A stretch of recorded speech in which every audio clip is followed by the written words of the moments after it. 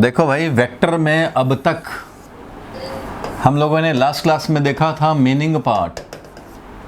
Meaning क्या है vector का और रिप्रेजेंट कैसे करते हैं, रिप्रेजेंटेशन ऑफ वेक्टर्स। साथ में देखा था हम लोगों ने यूनिट वेक्टर, यूनिट वेक्टर्स देखा था, और इसके साथ हम लोगों ने नल वेक्टर भी देखा। Null vector means zero vector, null vector बोले या जीरो वेक्टर बोले, ये भी देखा था। यूनिट वेक्टर भी देखा, null vector. Null vector means zero vector, any vector whose magnitude is zero null vector हुआ, और any vector with magnitude 1 is unit vector. 3 standard unit vector, I cap, J cap and K cap. Small I cap, small J cap, small K cap. इसको capital K cap नहीं करते, small K cap, ये लिखना पड़ेगा। ठीक है, तो ये सब देखा था। आज का जो मेन टॉपिक है वो है एडिशन,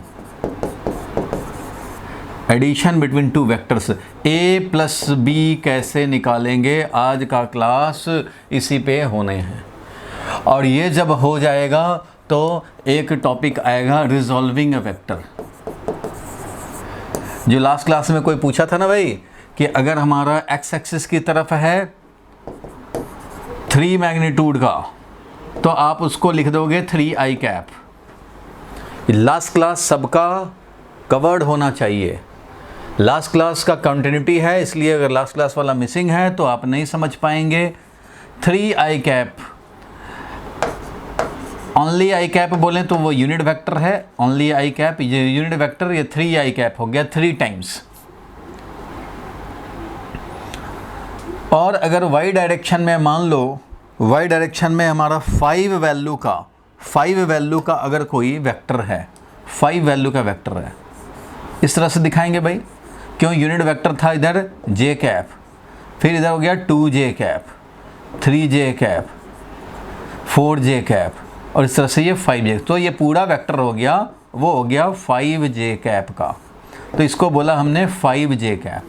तो किसी ने लास्ट क्लास में पूछा था कि ठीक है भाई, x डायरेक्शन, y डायरेक्शन में, z डायरेक्शन में है तो ऐसे दिखा देंगे, लेकिन कोई ऐसे हो, अगर ऐसे वेक्टर हो तो उसको कैसे दिखाएंगे भाई i j k में, क्योंकि स्टैंडर्ड यूनिट वेक्टर तो ओनली i j और k ही है, यही वेल नोन है सबको। तो भाई जब दूसरे किसी डायरेक्शन में इधर हो जाए, इधर हो जाए, इधर हो जाए, ना तो x में है, ना y में है, ना z में है प्योरली, तो उस कंडीशन में क्या करेंगे, तो उस कंडीशन में रिजॉल्व करना पड़ता है। तो रिजॉल्विंग अ वेक्टर ये भी बड़ा इंपॉर्टेंट है, इसके बिना तो काम ही नहीं चलना है आगे। और तब आएगा, बताया था मल्टीप्लिकेशन में डॉट प्रोडक्ट और उसका यूज़, और क्रॉस प्रोडक्ट उसका यूज़। इन दोनों का खूब यूज़ होता है भाई फिजिक्स में, इसलिए ये सब आपको जानना है। आज का topic addition between two vectors, a plus B जानना और सब्ट्रैक्शन। तो अगर a प्लस बी आप जान जाएंगे, अगर मान लो एक क्लास में, तो ये वाला रहेगा 15 मिनट्स का टॉपिक। a माइनस बी निकालना वेरी वेरी स्मॉल है टॉपिक, छोटा सा टॉपिक है भाई, क्योंकि सब्ट्रैक्शन भी एडिशन ही होता है, इसलिए मेन है पहले एडिशन जानना। एडिशन बिटवीन टू वेक्टर्स जान जाएंगे तो सब्ट्रैक्शन भी उसी का, समझो कि 2 सेंटेंस आगे बढ़ाने का काम है। Subtraction is nothing but addition, subtraction भी एडिशन होता है। 5 में से 3 सब्ट्रैक्ट करना है तो दिस इज इक्वल टू 5 में -3 ऐड करना, तो एडिशन ही है। ऐड ही करना अगर पता हो तो काम हो जाएगा। तो ठीक है भाई, ये सारे वेक्टर्स के हमें पढ़ने हैं मेनली, मेन बात जिसमें से हम लोगों ने बेसिक बात पढ़ा है, हम लोगों ने मीनिंग समझा।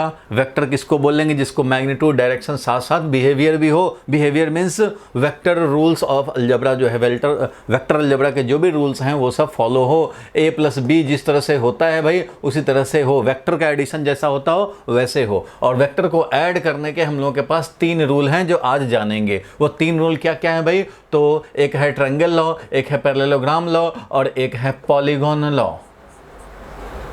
पॉलीगॉन लॉ बाद में, मेन यही है 2। पॉलीगॉन लॉ ऐसे ही बाद में समझते हैं हम लोग, ये ऐसे ही 15 मिनट्स का है, मेन है ये triangle law and parallelogram law. तो ये आज देखेंगे, मीनिंग देखा था, रिप्रेजेंटेशन और यूनिट वेक्टर्स देखा था। चलो भाई, तो नेक्स्ट टॉपिक हम लोग शुरू करें आज का। आप हेडिंग डाल दो अपने कॉपी में, और जिसको स्क्रीनशॉट लेना हो तो पता ही है तुम्हें क्या क्या पढ़ना होता है, लास्ट क्लास में भी डिस्कस किया था। तो चलो भाई आगे बढ़ते हैं। टॉपिक डालो एडिशन बिटवीन टू वेक्टर्स। तो चलो भाई एडिशन देखा जाए।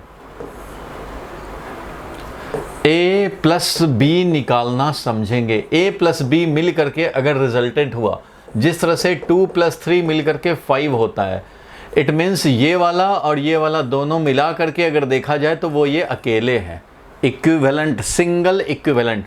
दो वेक्टर एक वेक्टर a है, दूसरा वेक्टर b है, इन दो वेक्टर को सम करके सिंगल इक्विवेलेंट वेक्टर हम लोग रिजल्टेंट वेक्टर निकालना सीखेंगे।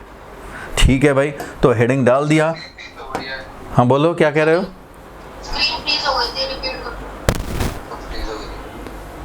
फ्रीज हो गई, फिर स्टार्ट हो गई ना? नहीं हुआ स्टार्ट? सर अब ठीक हो गया, मैं रिपीट कर दो। अच्छा ठीक है। देखो भाई, तो ऐड कैसे करेंगे जरा इस पे हम लोग डिस्कस करते हैं। दो वेक्टर लिया हमने, वेक्टर ए वेक्टर बी, इसको मिला करके बना देने हैं resultant vector. This is called resultant vector. लिख लो भाई, ये है resultant vector. Vector A and vector B, ये हैं two vectors to be added, जिसको कि ऐड करने हैं। तो चलो भाई हम लोग समझा जाए। एक वेक्टर ए है, हो सकता है 5 वैल्यू का हो, 4 वैल्यू का हो, जो भी है, ए वेक्टर है। दूसरा एक वेक्टर बी है, ये भी कुछ वैल्यू का होगा, 3 वैल्यू 4 वैल्यू जो भी है। Vector A and vector B, इन दोनों को ऐड करने हैं, इन दोनों को ऐड करने हैं। तो ऐड करना है, to add two vector we have triangle law of vector addition, parallelogram law of vector addition and polygon law of vector addition. लिख लो भाई, पहले कम से कम ये तो दिखाते चले। टू वेक्टर्स ऐड करना है, कोई भी दो वेक्टर हो सकता है, किसी डायरेक्शन में हो सकता है। हम लोगों ने एग्जांपल ले लिया कि चलो भाई एक ए वेक्टर है, एक बी वेक्टर है, इनको ऐड करने हैं। तो लिखोगे ट्रायंगल लॉ है, पैरेललोग्राम लॉ है एंड पॉलीगॉन लॉ है।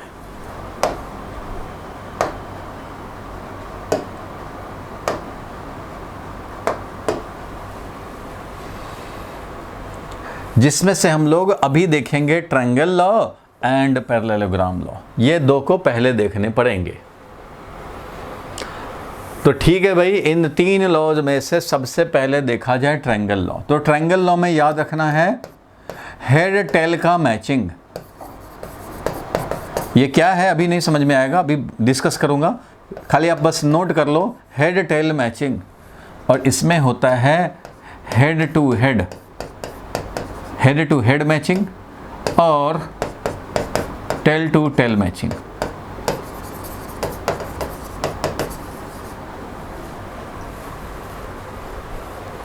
तो ये क्या है जरा इसको समझा जाए। तो देखो भाई, हम लोगों को ऐड करने थे दो वेक्टर। एक वेक्टर था ये ए, ये वाला था ए वेक्टर जो कि ऐड करना था, और एक वेक्टर था बी वेक्टर। इन दोनों को ऐड करने से पहले कुछ बेसिक कन्वेंशन वेक्टर के बारे में जानने पड़ेंगे। वो क्या है भाई बेसिक कन्वेंशन? तो इसको बोलते हैं हेड ऑफ द वेक्टर। ये वाला क्या हुआ? तो हेड ऑफ द वेक्टर। और ये क्या हुआ भाई? तो tail of the vector.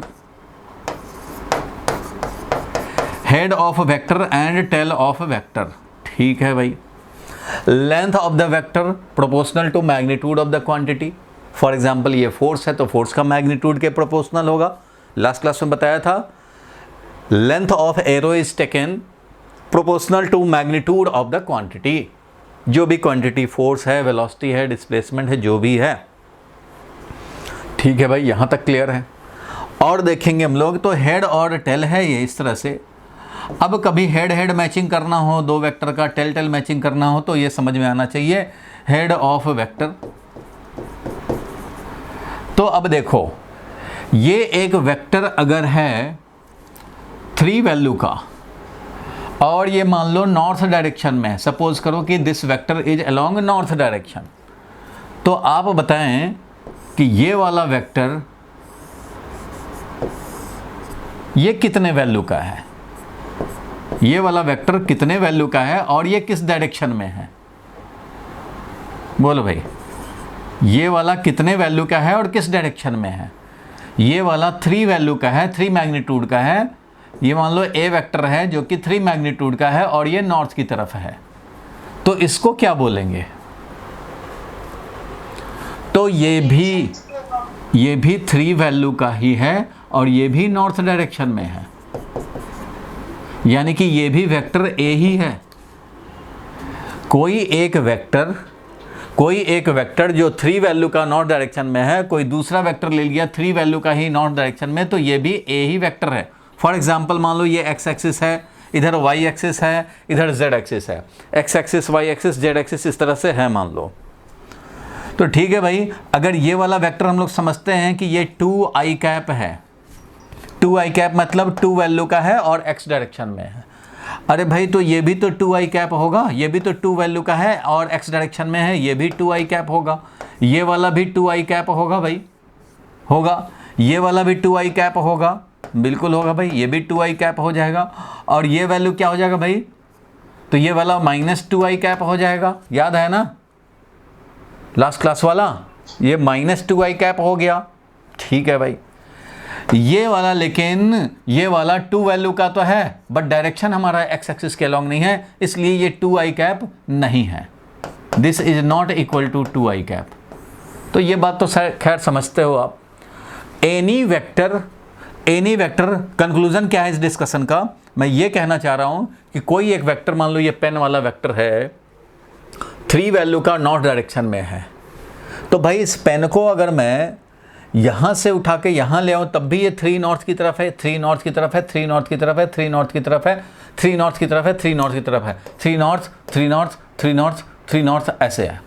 Means any vector shifted parallel to itself, अपने ही पैरेलल शिफ्ट हो जाए, तो ये पैरेलल ही तो शिफ्टेड है। ये भी, कोई भी वेक्टर को जब हम लोग पैरेलल शिफ्ट करते हैं, देखो ये वाला, ये वाला, ये वाला और ये वाला, इस तरह से parallel shifted, any vector shifted parallel to itself will not change. कोई वेक्टर अपने पैरेलल शिफ्ट हो जाए, ये वाला है, ये शिफ्ट होकर के ये हो जाए, सेम रहेगा वेक्टर, ये हो जाए सेम रहेगा वेक्टर, ये हो जाए सेम रहेगा वेक्टर। अपने पैरेलल शिफ्ट हो जाने से किधर भी शिफ्ट कर दें वेक्टर चेंज नहीं होता। 2i कैप तो 2i कैप, 2i कैप, ये भी 2i कैप, ये भी 2i कैप, ये भी 2i कैप, ये अपोजिट में था इसलिए -2i cap. Any vector shifted parallel to itself does not change. एक बात तो ये ध्यान रखने हैं, ठीक है? आप भी लिख लो, डायग्राम बना लो छोटा सा और लिख लो भाई सारे लोग। Any vector when shifted parallel to itself,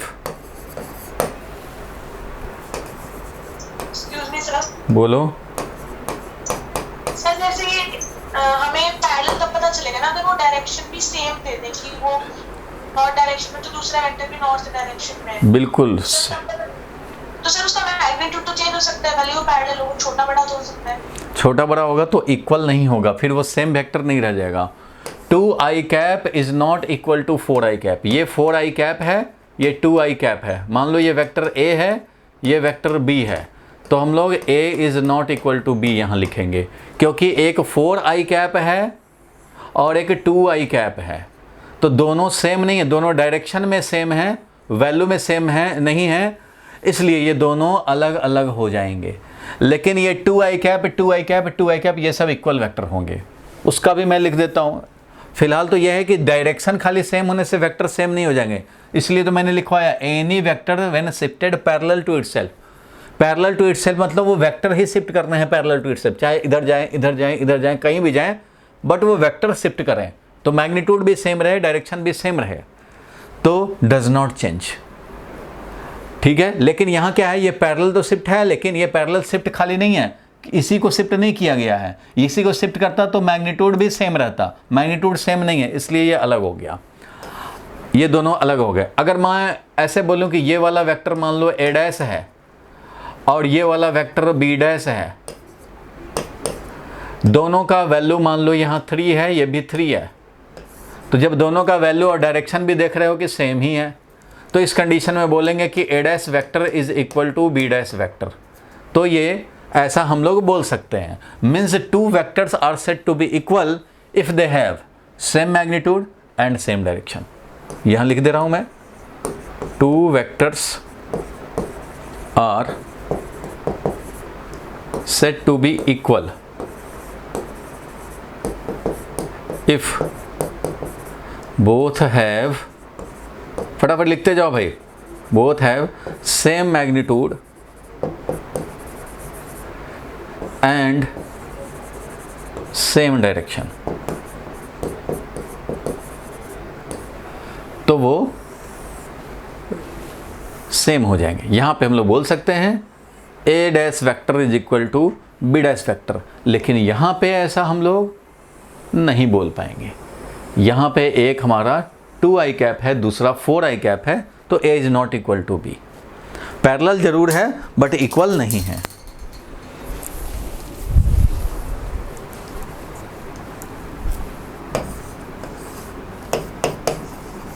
Here a is parallel to b, same direction में है, but magnitude of A is not equal to magnitude of B.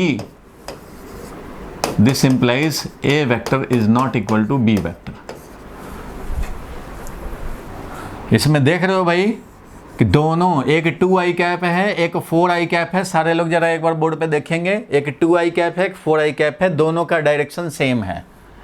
A vector is in the same direction as that of B vector, but A का magnitude और B का magnitude same नहीं है, इसलिए दोनों equal नहीं बोले जाएंगे। इक्वल तब बोले जाते हैं if they have same magnitude and same direction, तभी दो वेक्टर्स इक्वल समझे जाएंगे। और किसी को कोई डाउट है तो बता दे भाई। Any vector parallel to itself will not change. Any vector when shifted parallel to itself does not change. का मतलब है remains same.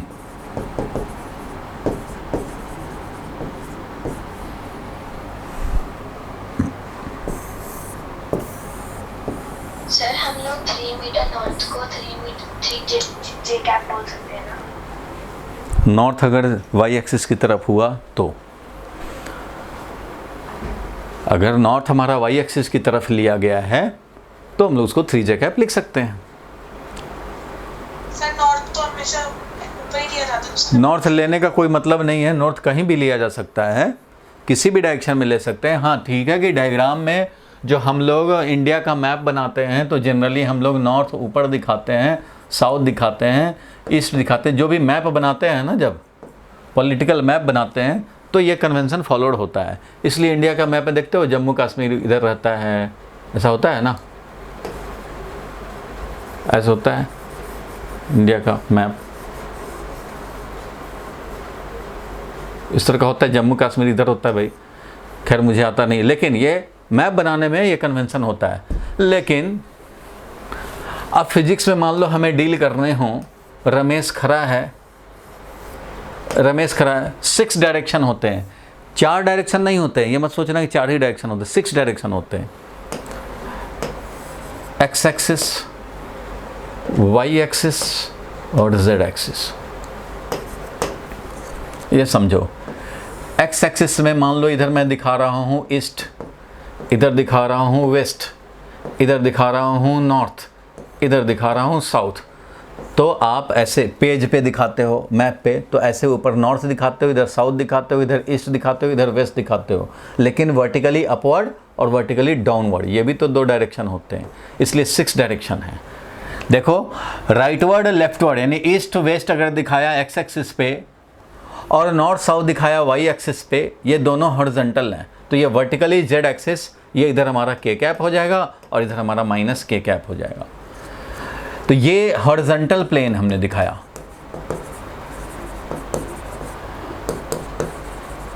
हॉरिजॉन्टल प्लेन दिखाया। अरे भाई कितना कितना आगे आगे, थोड़ा सा ब्रेक दो। कोऑर्डिनेट्स कहाँ से आ गए अभी कोऑर्डिनेट्स ने डायरेक्शन की बात कर रहे हैं। कोऑर्डिनेट्स तो पॉइंट का होता है लोकेट करने के लिए, अभी कोऑर्डिनेट्स पे क्यों चले जा रहे हो? अभी तो डायरेक्शन बता रहे हैं कि 6 डायरेक्शन होते हैं, वो भी मैं इस टॉपिक से थोड़ा हट के बता रहा हूँ कि 6 डायरेक्शन होते हैं। अगर मान लो मैं टॉपिक को ज़्यादा मत डेविएट करो, कोऑर्डिनेट तो जब आएगा जब हम लोग डिस्कस करेंगे, सब डिस्कस होंगे। देखो ये मान लो एक क्यूब बनाया हमने या क्यूबॉइड बनाया, एक्स एक्सिस लिया एक एज की तरफ, इधर ले लिया हमने मान लो वाई एक्सिस या जेड एक्सिस, इस तरह से ले लेते हैं, X axis Y axis Z axis, ऐसे मान लो ले लिया। तो कोऑर्डिनेट तो बाद की बात है। देखो राइटवर्ड एंड लेफ्टवर्ड दिखाएंगे एक्स एक्सिस पे आई कैप और माइनस आई कैप, उसी तरह से इधर जे कैप दिखाया अपवर्ड तो माइनस जे कैप इधर, और इधर के कैप दिखाएंगे तो इधर माइनस के कैप दिखाएंगे। तो 6 डायरेक्शन हुए ना भाई, राइट लेफ्ट। देखो किसी इंसान के लिए भी 6 डायरेक्शन है, तुम्हारे लिए बता रहा हूँ, अपने रेफरेंस में तुम देख रहे हो राइट वर्ड लेफ्ट वर्ड, ये वाला डायरेक्शन, ठीक है। फ्रंट में बैकवर्ड, फ्रंट वाला और बैकवर्ड वाला डायरेक्शन, और एक है अपवर्ड और दूसरा डाउनवर्ड। तो यही है। रमेश मान लो यहाँ खड़ा है, राइट वर्ड दिखाया, लेफ्ट वर्ड दिखाया, फ्रंट दिखाया, बैक दिखाया और टॉप और vertically downward. 6 direction indicated by 3 coordinate axis. Rightward leftward के लिए एक्स एक्सिस, अपवर्ड अगर डाउनवर्ड के लिए समझते हो वाई एक्सिस, तो बैक और फ्रंट के लिए हो जाएगा जेड एक्सिस। तो 3 एक्सिस से 6 डायरेक्शन बताते हैं, right left, up and down और फ्रंट एंड बैक। 6 डायरेक्शन एक हॉरिजॉन्टल प्लेन में होंगे, तो ये है समझो हॉरिजॉन्टल प्लेन, ये वाला प्लेन हॉरिजॉन्टल प्लेन है, तो इसको हम लोग X Y X Z plane भी बोलते हैं। अगर एक्स एक्सिस है, ये जेड एक्सिस है, तो ये एक्स जेड प्लेन हो गया। अभी इस हॉरिजॉन्टल में देखो कैसे दिखा रहा हूँ तुम्हें डायरेक्शन। ये मान लो राइटवर्ड डायरेक्शन है, ये लेफ्टवर्ड डायरेक्शन है, ये फ्रंट की तरफ है, ये बैक की तरफ है, ये एक अपवर्ड है और ये एक डाउनवर्ड है। इस तरह से 6 डायरेक्शन होते हैं। अभी इन सब को डिस्कस करने का कोई मतलब नहीं है, जब मैं बताऊंगा 3 डायमेंशनल वेक्टर्स तो अपने आप आएगा ये सब। अभी बस ये बताया कि 6 डायरेक्शन होते हैं, और ये अभी टॉपिक नहीं है कंसर्न का। टॉपिक ये है कि any vector shifted parallel to itself, 1 minute के लिए रुक जाओ, any vector shifted parallel to itself does not change, that is remains same. और 2 वेक्टर तभी इक्वल बोले जाएंगे जब दोनों का same magnitude and same direction हो। यहां तक तो क्लियर है ना? देखो यहां तक क्लियर। देखो हम लोगों का टॉपिक क्या था, अभी लेके क्या चले थे, एडिशन ऑफ वेक्टर, ठीक है भाई। उसमें मैंने बताया कि ट्रायंगल पैरेललोग्राम लॉ मेनली पढ़ना है, पढ़ें, ठीक है भाई। अब ए और बी को ऐड करने का तरीका हम लोग देखना चाहते, तो मैंने बोला कि इसके पहले तुम्हें ये जानना होगा, क्योंकि मैं बी वेक्टर को आगे शिफ्ट कर दूंगा तो उसको बी ही लिखूंगा। तो आप उस समय क्वेश्चन मत एराइज करना कि बी है उसके पैरेलल शिफ्ट कर दिए तो उसको बी क्यों लिख रहे हैं। वो इसलिए लिख रहे हैं कि पैरेलल शिफ्ट कर रहे हैं, इसलिए पैरेलल शिफ्टिंग तुम्हें बताया। अब मैं पैरेलल शिफ्टिंग में फिर डायरेक्शन 6 आ जाए, फिर तुम कोऑर्डिनेट का नाम लोगे, फिर कुछ लोगे, तो टॉपिक कराना था कुछ और चले जाएंगे कुछ और, तो उससे क्या होगा, ये हौच पौच हो जाएगा सारा। इसलिए थोड़ा अपने आप को पेशेंस रखेंगे, जो जैसे है वो सीक्वेंस में आने दो, आराम आराम से आने दो, खोपड़ी में एकदम उतर जाएगा, फिक्स हो जाएगा लॉजिकली। ज़्यादा टॉपिक डेविएट करोगे तो पता ही नहीं चलेगा कि पर्पस क्या था आज के डिस्कशन का और डिस्कशन हुआ क्या। तो क्या है कि सबके मन में विचार उठते रहते हैं, सबके मन में बहुत सारे क्वेश्चन आते हैं। जो मैं बता रहा हूँ उसी में क्वेश्चन है तो यहाँ पे पूछो, इधर उधर करेंगे। अब कोऑर्डिनेट का यहाँ बात ही नहीं अभी हो रही है, अभी कोई कोऑर्डिनेट की बात नहीं हो, कोऑर्डिनेट चेंज होगा नहीं चेंज होगा। अभी तो आप अपने आप को अभी सीखने के मोड में लाओ कि मुझे सीखना है, बहुत कुछ सीखना है। कोऑर्डिनेट होता है ठीक है, पढ़े हो बहुत अच्छी बात है, लेकिन वो कोऑर्डिनेट पढ़े हो अभी 2% पढ़े हो भाई, तुम्हें 50% पढ़ने हैं, बहुत पढ़ने हैं अभी। तो सबकी बात आएगी वेक्टर जब आपको 6 क्लास 5 क्लास 6 क्लास की बात की, एक ही क्लास में 2 ही क्लास में तो सब कुछ नहीं हो जाएगा, धीरे धीरे होगा। और क्योंकि टीचर बहुत सालों से ये काम करता है तो उसके डोमेन में रहने दो ये डिसीजन कि कब किसके बाद हमें क्या कराना है। ज़्यादा डेविएट मत करो, जो करा रहा हूँ उसमें जो डाउट हो रहा है वो कम समझ में आ रहा है तो वो पूछो। अब देखो यही एडिशन कराने के लिए मैं कि तुम पहले पूछोगे कि भाई इसको बी क्यों बोल दी, ये तो बी ये था, तो इसीलिए तो पहले मैंने ये कराया। देखो साइड में मैं फट से ये करा दिया क्योंकि मुझे पता है ये डाउट आएगा तुम्हारा, तो पहले करा दिया। अब इस पे ज़्यादा आगे लंबा ना हम लोग खींचें, ठीक है। जब हम लोग पैरेलल शिफ्ट करें, चाहे इधर पैरेलल ले जाएं चाहे इधर पैरेलल ले जाएं, पैरेलल शिफ्ट करेंगे then the vector will not change, वो सेम रहेंगे। ए वेक्टर है ये तो ये भी ए वेक्टर है, तो ये भी ए वेक्टर है, वो चेंज नहीं होगा। और पैरेलल शिफ्ट करने का मतलब ही होता है direction as well as magnitude same रहेंगे, ठीक है भाई। तो अब उधर को साइड करते हैं और हम लोग आते हैं भाई triangle law of vector addition. हम लोगों का सबसे पहला law triangle law of vector addition. तो देखो भाई इन दो वेक्टर्स को ऐड करने हैं। अब ध्यान दो, जो हम लोग का मेन कंसर्न है, इन दो वेक्टर को ऐड करना है। तो ट्रायंगल लॉ कहता है कि एक वेक्टर का हेड और दूसरे वेक्टर के टेल का मैचिंग करो। First step, number 1 step head to tail matching. इसलिए मैंने याद दिलाने के लिए यहाँ लिखवा दिया था पहले ही कि ट्रायंगल लॉ का मतलब है हेड टेल मैचिंग करना। तो हेड टेल मैचिंग करेंगे। किसका हेड टेल? तो किसी एक वेक्टर के हेड पे दूसरे वेक्टर का टेल मीट करा देंगे। कैसे? By parallel shifting of vector. कैसे? देखो मान लो ये है वेक्टर ए, मानना क्या यही है वेक्टर ए। देखो जितना लेंथ का है जिस डायरेक्शन में मैं वही दिखा रहा हूं, तो इसको मैं बोलूंगा वेक्टर ए। अब तो तुम्हारे माइंड में क्वेश्चन नहीं आएगा कि इसको ए कैसे बोल दिए, क्योंकि पैरेलल शिफ्ट किया है हमने। पैरेलल शिफ्ट करके इसको यहाँ ले आए और इसको यहाँ ले आए, पैरेलल शिफ्टिंग हो गया और ये वेक्टर ए है। ठीक है भाई, ये वेक्टर ए है। तो उसी तरह से इसको बोलेंगे वेक्टर बी। इसको बोला हम लोगों ने वेक्टर बी क्योंकि इसी के पैरेलल समझो शिफ्ट हुआ। तो ये वेक्टर बी है और इसको हम लोग शिफ्ट करते करते करते करते यहाँ ले आते हैं भाई। तो यहाँ ले आया तो ये भी है तुम्हारा वेक्टर बी, बोल सकते हैं ये भी है वेक्टर बी। तो यहाँ पे क्या हो गया? ए के हेड पे बी का टेल मैचिंग हो गया। ए के हेड पे बी का टेल मैचिंग कर दिया हमने। ए के हेड पे बी का टेल मैच कर दिया, पैरेलल शिफ्ट कराया, इसको भी पैरेलल शिफ्ट करा के लाए हैं, इसलिए इसको बी वेक्टर बोल रहे हैं। कोई प्रॉब्लम नहीं है भाई, ठीक है। तो फर्स्ट स्टेप तो ये है भाई हेड टेल मैचिंग करो। दूसरा स्टेप क्या है इसका? तो दूसरा स्टेप है ट्रायंगल कंप्लीट करो।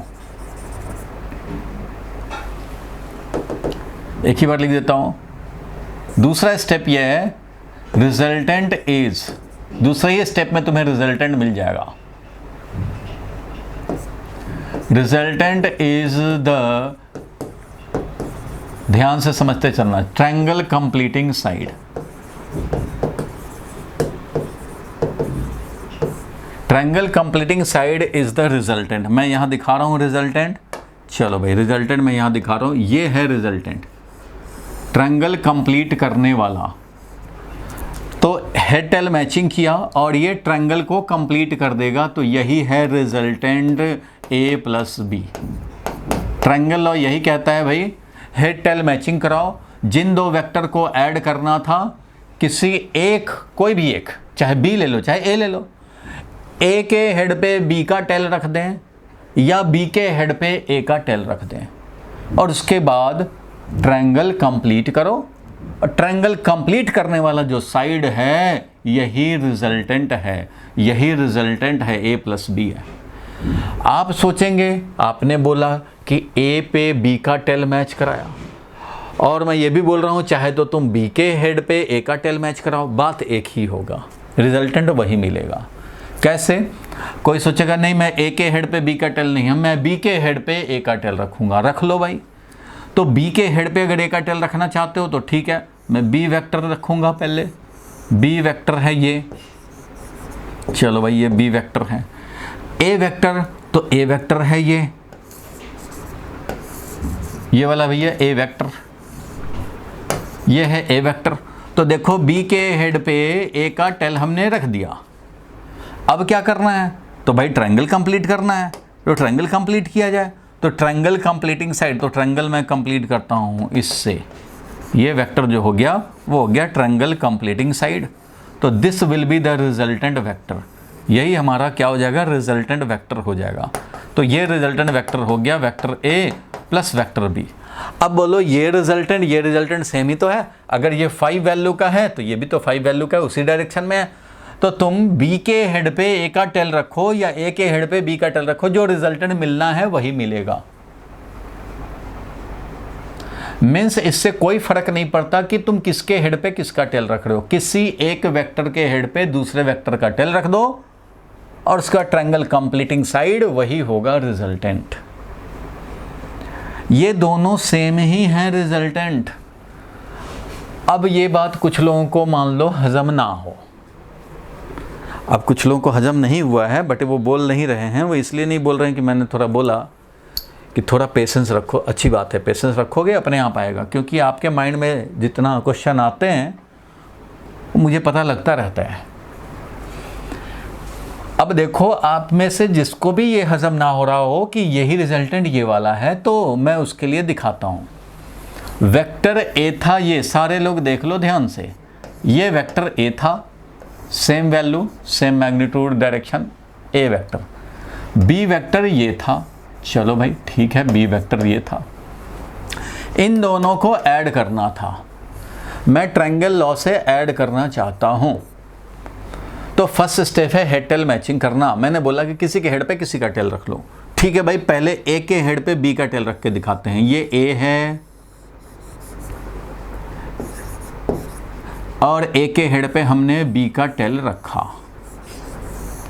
ए के हेड पे मैंने बी का टेल रखा, ठीक है भाई। ए के हेड पे बी का टेल रख दिया, तो मिला रिजल्टेंट कौन सा भाई? तो ये वाला मिला resultant. This is the resultant of A and B vector added together. तो ये मिला तुम्हें ए प्लस बी वेक्टर, ये बन गया तुम्हारा रिजल्टेंट वेक्टर, ठीक है भाई।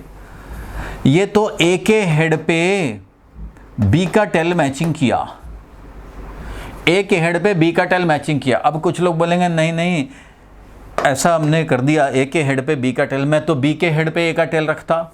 तो भाई तो बी के हेड पे ए का टेल रख ले, मिलेगा वही। तो कैसे? तो देखो यहाँ पे मैं कर रहा हूँ, बी का हेड दूसरे कलर से कर रहा हूँ, ये है मेरा वेक्टर बी, यही है वेक्टर बी। तो वेक्टर बी मैंने दिखाया, ये है वेक्टर बी, चलो भाई वेक्टर बी। और वेक्टर ए, तो बी के हेड पे मैं ए का टेल रखना चाहता हूं, तो ठीक है भाई, बी के हेड पे ए का टेल रख दो। ए तो ऐसे था, ये बी के हेड पे इधर सब भूल जाओ, बी के हेड पे हमने ए का टेल रखा।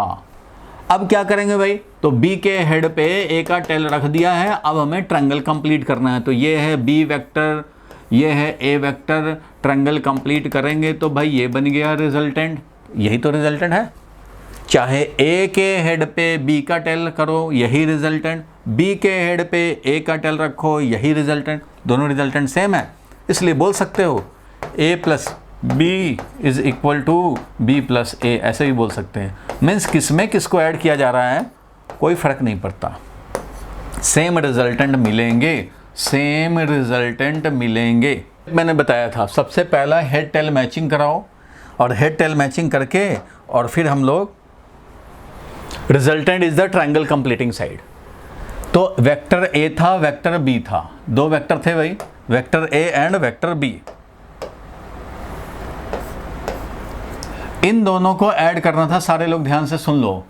वेक्टर ए और वेक्टर बी को ऐड करना था, तो मैंने क्या किया, दिखाया तुम्हें कि भाई ए के हेड पे बी का टेल रखो, ये मिला रिजल्टेंट, ये मिला रिजल्टेंट, या बी के हेड पे ए का टेल रखो, ये मिल गया रिजल्टेंट।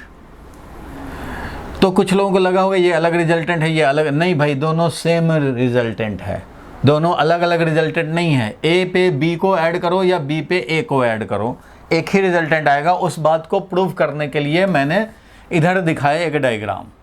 ये क्या था भाई, तो ए वेक्टर के हेड पे हमने बी वेक्टर का टेल रखा, ये मिला रिजल्टेंट। या फिर बी के हेड पे अगर तुम चाहते हो बी के हेड पे ए का टेल रख दें तो भी मिला यही रिजल्टेंट। इट मीन्स ए में बी को ऐड करो या बी में ए को ऐड करो, रिजल्टेंट वही मिलेगा, same resultant. So A plus B is equal to B plus A, दोनों सेम ही होंगे और वही होगा रिजल्टेंट। इट मीन्स इससे कोई फर्क नहीं पड़ता कि तुमने ए में बी को ऐड किया या बी में ए को ऐड किया, रिजल्टेंट जो मिलना है वही मिलेगा। बोलो क्लियर है यहाँ तक? बोलो भाई क्लियर है? तो चलो अब इसमें आगे बढ़ते हैं। अब आगे बढ़ते हैं, पैरेललोग्राम लॉ जरा सीखें। ये तो ट्रायंगल लॉ ऑफ एडिशन था, आप चाहें तो इसको डायग्राम बना लिया होगा। मैंने यहाँ पे दिखाया कि दोनों एक ही हैं, किसी एक वेक्टर के हेड पे दूसरा वेक्टर का टेल मैच कर दें और उसके बाद ट्रायंगल कंप्लीट करो, मिल जाएगा resultant. It means triangle law में क्या क्या करना हुआ, तो सबसे पहले हुआ, लिख लो भाई, स्टेप 1 अच्छे से लिखें, to apply triangle law of vector addition. लिखो, आ जाएगा ट्रायंगल लॉ एक्सप्लेन करना, तो यही काम करने पड़ेंगे। Step 1, match head of any one vector, match head of any one vector with tail of the other vector. साथ साथ लिखते चलेंगे जहां जहां लिखने का मौका मिलता जाए। Match head of any vector, कोई भी एक वेक्टर लिया, with tail of the other vector. First step ये हुआ। स्टेप 2 क्या हो गया भाई, तो स्टेप 2 हो गया, so the resultant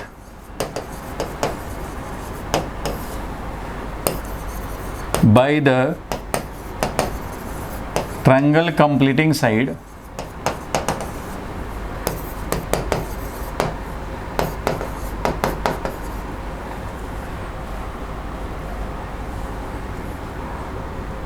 with tail and head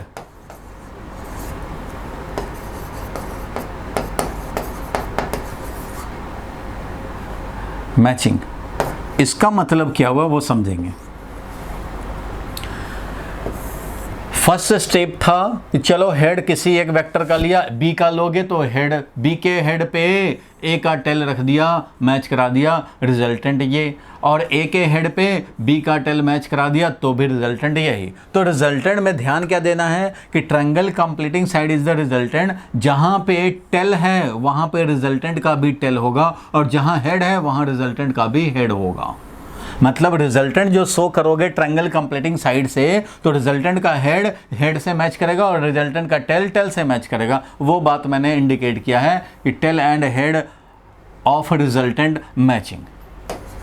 ठीक है, समझ लो।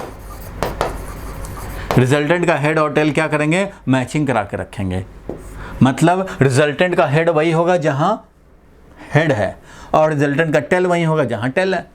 अब ए का हेड, बी का हेड, ए के हेड पे हमने बी का टेल रखा, तो रिजल्टेंट को ऐसे नहीं दिखा देंगे, ये नहीं होगा रिजल्टेंट, ये गलत हो जाएगा। रिजल्टेंट का किधर होगा हेड भाई, तो रिजल्टेंट का हेड उधर ही होगा जिधर हेड है, और रिजल्टेंट का टेल उधर ही होगा जिधर टेल है, तो ये बनेगा रिजल्टेंट।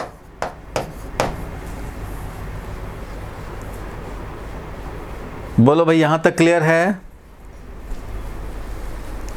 Yes, sir. रिजल्टेंट बता दो। क्या डायरेक्शन ऑफ रिजल्टेंट?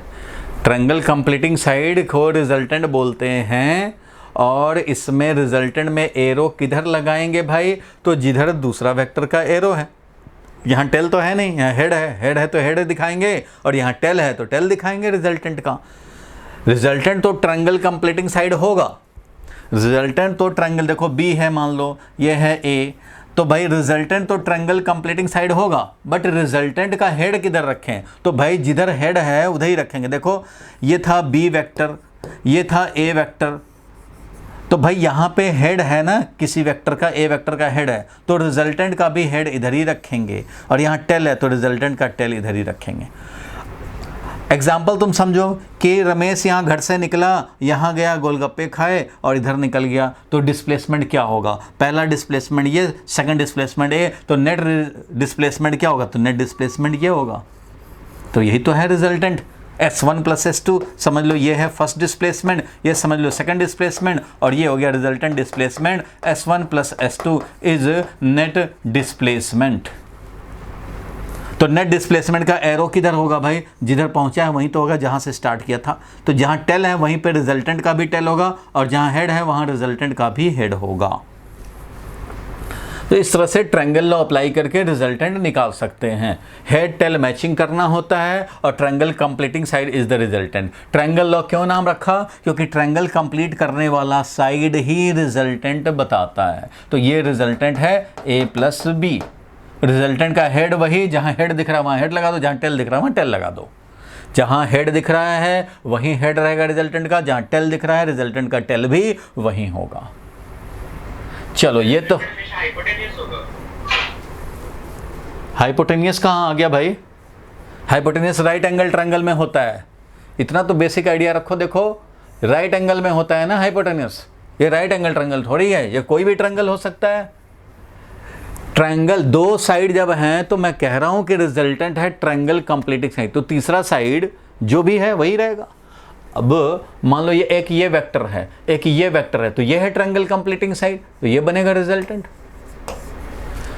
जब दो साइड पता है तो तीसरा साइड को हाइपोटेनियस बोलने की क्या जरूरत है भाई? हाइपोटेनियस तो राइट एंगल ट्रायंगल में होता है ना। यहाँ तो कोई भी ट्रायंगल हो सकता है, कैसा भी ट्रायंगल हो सकता है। जब दो साइड पता हो तो तीसरा साइड हमें पता लग जाएगा ना, वही तीसरा रिजल्टेंट होगा। क्लियर है? Yes sir. हाँ, हाइपोटेनियस बोलने का कोई यहाँ पे मतलब ही नहीं है, क्योंकि राइट एंगल ट्रायंगल नहीं है इसलिए। ठीक है भाई, चलो आगे बढ़ते हैं। ट्रायंगल लॉ को अब साइड करते हैं, और अब तुम्हें मैं बता रहा हूँ पैरेललोग्राम लॉ। तो नेक्स्ट लिखो भाई पैरेललोग्राम लॉ। वही दो वेक्टर A एंड B को मैं ऐड करना चाहता हूँ पैरेललोग्राम लॉ से। तो देखो भैया क्या होता है। ये था A वेक्टर जिसको ऐड करना था, थोड़ा बड़ा वेक्टर था A वेक्टर हॉरिजॉन्टली राइटवर्ड, और एक B वेक्टर हमने लिया था थोड़ा कम वैल्यू का, और ये B वेक्टर है। इन्हीं दोनों को ऐड करने हैं, लेकिन अब पैरेललोग्राम लॉ से ऐड करने हैं। तो पैरेललोग्राम लॉ क्या कहता है वो समझो। पैरेललोग्राम लॉ ये कहता है भाई कि जिन दो वेक्टर को ऐड करना है उनका हेड हेड या टेल टेल मैचिंग करो। हेड हेड मैचिंग और tail tail matching of the two vectors to be added. जिन दो वेक्टर को ऐड करने हैं उनका हेड हेड मैचिंग करो या टेल टेल मैचिंग करो। तो चलो भाई, हमारा एक बी वेक्टर था, हमारा एक ए वेक्टर था, ऐड करना है, कोई बात नहीं है। चलो ए वेक्टर को उठाया, रख लिया। अब ए वेक्टर के टेल पे बी वेक्टर का टेल मैचिंग करते हैं। मान लो मैं टेल टेल मैचिंग पे अभी काम कर रहा हूं, दोनों का टेल मैचिंग करूंगा भाई। तो ठीक है, दोनों का टेल मैचिंग करो। ये वेक्टर ए है और ये वाला वेक्टर बी है, दोनों का टेल मैचिंग कर दिया। देखो पैरेलल शिफ्ट करके यहां ले आए, पैरेलल शिफ्ट करके यहां ले आए, दोनों का टेल टेल मैचिंग हो गया। ठीक है भाई, फर्स्ट स्टेप का काम पूरा हो गया। फर्स्ट स्टेप पूरा हो गया भाई। अब सेकंड स्टेप देखने हैं। सेकंड स्टेप, तो सेकंड स्टेप में क्या लिखेंगे भाई? तो यहां लिख लिया जाए सेकंड स्टेप में। स्टेप 2 में क्या करते हैं हम लोग, तो अब देखो रिजल्टेंट कैसे निकालेंगे, फिर लिख दूंगा मैं स्टेप 2। रिजल्टेंट कैसे निकालेंगे, तो जिन दो वेक्टर को ऐड करना था पहले हम लोगों ने टेल मैचिंग करा लिए। नाम ही बोलता है पैरेललोग्राम लॉ है, तो रिजल्टेंट निकालना है तो पैरेललोग्राम बनाने पड़ेंगे। तो ठीक है भैया, पैरेललोग्राम बनाएं हम लोग। तो पैरेललोग्राम कैसे बनाएं, ये दोनों तो टेल मैचिंग हो गया। अब यहाँ से चलो इसके पैरेलल, और यहाँ से चलो इसके पैरेलल, तो ये पैरेललोग्राम तैयार हो गया भाई, पैरेललोग्राम तैयार हो गया। Vector A vector B tail matching कराए और अब ये पैरेललोग्राम अपना तैयार हो गया। ठीक है भाई, बहुत अच्छा है। तो अब रिजल्टेंट कैसे होगा, तो रिजल्टेंट होगा diagonal from the meeting point. यहाँ टेल मैचिंग किया है ना, तो यहाँ से चलने वाला डायगोनल ही रिजल्टेंट होगा, यहाँ से चलने वाला डायगोनल ही रिजल्टेंट होगा। तो यहाँ से चलने वाला डायगोनल दिखाएंगे, ये हो गया रिजल्टेंट। ये जो डायगोनल दिखाएंगे यही हो जाएगा रिजल्टेंट। बोलो भाई, क्लियर हुआ? Yes sir. सर ये क्लियर नहीं हुआ, डायगोनल कैसे रिजल्टेंट होगा? कैसे होगा वो छोड़ो, मैं कह रहा हूं कि ये होगा रिजल्टेंट। फिलहाल ये है कैसे होगा रिजल्ट, कैसे का अभी कहाँ बात है, अभी तो इंफॉर्मेशन ले रहे हो भाई। अच्छा ये बताओ, तुमने ये किया डिस्प्लेसमेंट, गए इधर ये डिस्प्लेसमेंट किया, ठीक है, फिर एक डिस्प्लेसमेंट तुमने ऐसे किया, तो ये वाला रिजल्टेंट समझ गए। कैसे समझ गए भाई रिजल्टेंट, तो तुम समझे, मान लो डिस्प्लेसमेंट, ये डिस्प्लेसमेंट किए, फिर ये डिस्प्लेसमेंट किए, तो ये डिस्प्लेसमेंट मिल गया। वैसे ही समझो पैरेललोग्राम लॉ से भी अगर हम निकालते हैं, तो पहले टेल मैचिंग करा दिया, टेल मैचिंग करा दिया, और उसके बाद हम लोगों ने क्या किया, मैंने बताया भाई कि इसके बाद क्या करते हैं, तो इसके बाद हम लोग डायगोनल से रिप्रेजेंट करते हैं रिजल्टेंट को। और डायगोनल कौन सा, तो कॉमन पॉइंट से चलने वाला डायगोनल, ये वाला हमारा डायगोनल रिजल्टेंट है। पहले अभी जान लो कि क्या है, क्यों का जवाब मिल जाएगा अभी थोड़ी देर में। फिलहाल यह है कि दोनों टेल मैचिंग किया हमने। अब मैं कह रहा हूँ कि चलो ठीक है भाई, आप हेड मैचिंग कर लो। किसी को मन करे कि नहीं भाई हेड मैचिंग करें, कर लो भाई हेड मैचिंग। तो हेड मैचिंग करना चाहते हैं, चलो भाई देखते हैं। जिसको जो डाउट होगा पूछ लेना, पहले मुझे ये कंप्लीट करने दो। हेड मैचिंग अगर करें तो ए वेक्टर का हेड, बी वेक्टर ये था भाई, तो बी वेक्टर का हेड मैच करने के लिए बी को ऐसे दिखाने पड़ेंगे। बोलो, ये बी वेक्टर है तो ये भी बी वेक्टर है, दोनों का हेड मैचिंग हो गया भाई। एक वेक्टर का हेड और दूसरे वेक्टर का हेड मैचिंग हो गया भाई। सेकंड स्टेप कहता है, देखो फर्स्ट स्टेप कहता है हेड मैचिंग करो या टेल मैचिंग करो। सेकंड स्टेप जो कहता है वो ये है कि resultant will be the diagonal, resultant will be the diagonal. पहले पैरेललोग्राम कंप्लीट करो और डायगोनल ही रिजल्टेंट है। तो ठीक है भाई, इसका भी हम लोग पैरेललोग्राम कंप्लीट करें। पैरेललोग्राम कंप्लीट करेंगे तो इसके पैरेलल यहाँ से और इसके पैरेलल यहाँ से, ये हो गया पैरेललोग्राम। मान लो हमने ड्रॉ कर लिए, पैरेललोग्राम ड्रॉ कर लिए, तो अब कॉमन पॉइंट से होगा रिजल्टेंट। तो ठीक है भाई, कॉमन पॉइंट से रिजल्टेंट दिखाएंगे। ये है अपना रिजल्टेंट, कॉमन पॉइंट से रिजल्टेंट दिखाया, ये है रिजल्टेंट। ये वही रिजल्टेंट है जो ये रिजल्टेंट है, that is this is A plus B, this is A plus B. ये दोनों सेम ही हैं। टेल मैचिंग करो तो रिजल्टेंट निकालो, या हेड मैचिंग करो और पैरेललोग्राम कंप्लीट करके डायगोनल से रिप्रेजेंट करो, डायगोनल से रिप्रेजेंट करो रिजल्टेंट को, सेम ही रिजल्टेंट आएंगे। यही रिजल्टेंट ये रिजल्टेंट है। चलो, अब ये क्यों रिजल्टेंट होगा उसका भी आंसर अभी मिल जाएगा। ये क्यों रिजल्टेंट हो गया, और ज़रा ये भी समझेंगे हम लोग कि दो वेक्टर जो ऐड करना था, एक ये वाला वेक्टर था, एक ये वाला वेक्टर था, ऐड करना था। तो ये जो ट्रायंगल लॉ से रिजल्टेंट आता था ए वेक्टर बी वेक्टर को ऐड करने का, और पैरेललोग्राम लॉ से जो रिजल्टेंट आता है क्या वो अलग अलग आता है? नहीं भाई, अलग नहीं आएगा। मेथड तुम्हारा 2 हो गया, रिजल्टेंट तो सेम ही आना है। कैसे वो देखो, देखो कैसे। किन 2 वेक्टर को ऐड करना था भाई? तो ये ए वेक्टर था, इसको ऐड करना था किससे भाई? तो ये वाला था बी वेक्टर, इसको ऐड करना था। सारे लोग ध्यान से देखेंगे, ये वेक्टर बी था, इसको ऐड करना था। ये वेक्टर बी है और ये वाला वेक्टर ए है, सारे लोग ध्यान से देखें, इन दोनों को ऐड करना था। अब मैं ट्रायंगल लॉ, पैरेललोग्राम लॉ दोनों को कंबाइंडली बता रहा हूं और ये दिखा रहा हूं कि चाहे किसी भी मेथड से ऐड करो सेम रिजल्टेंट आएगा, सेम रिजल्टेंट आएगा। कैसे? देखो, ए वेक्टर बी वेक्टर को ऐड कर रहे हैं ट्रायंगल लॉ से, ट्रायंगल लॉ से बोलता हूं, मान लो ट्रायंगल लॉ से। तो ट्रायंगल लॉ से मैं ऐड करने जा रहा हूं ए को बी से। देखो कैसे, ए वेक्टर के हेड पे, ए वेक्टर के हेड पे बी वेक्टर का टेल रखा और ट्रायंगल किया कंप्लीट, हो गया ये रिजल्टेंट।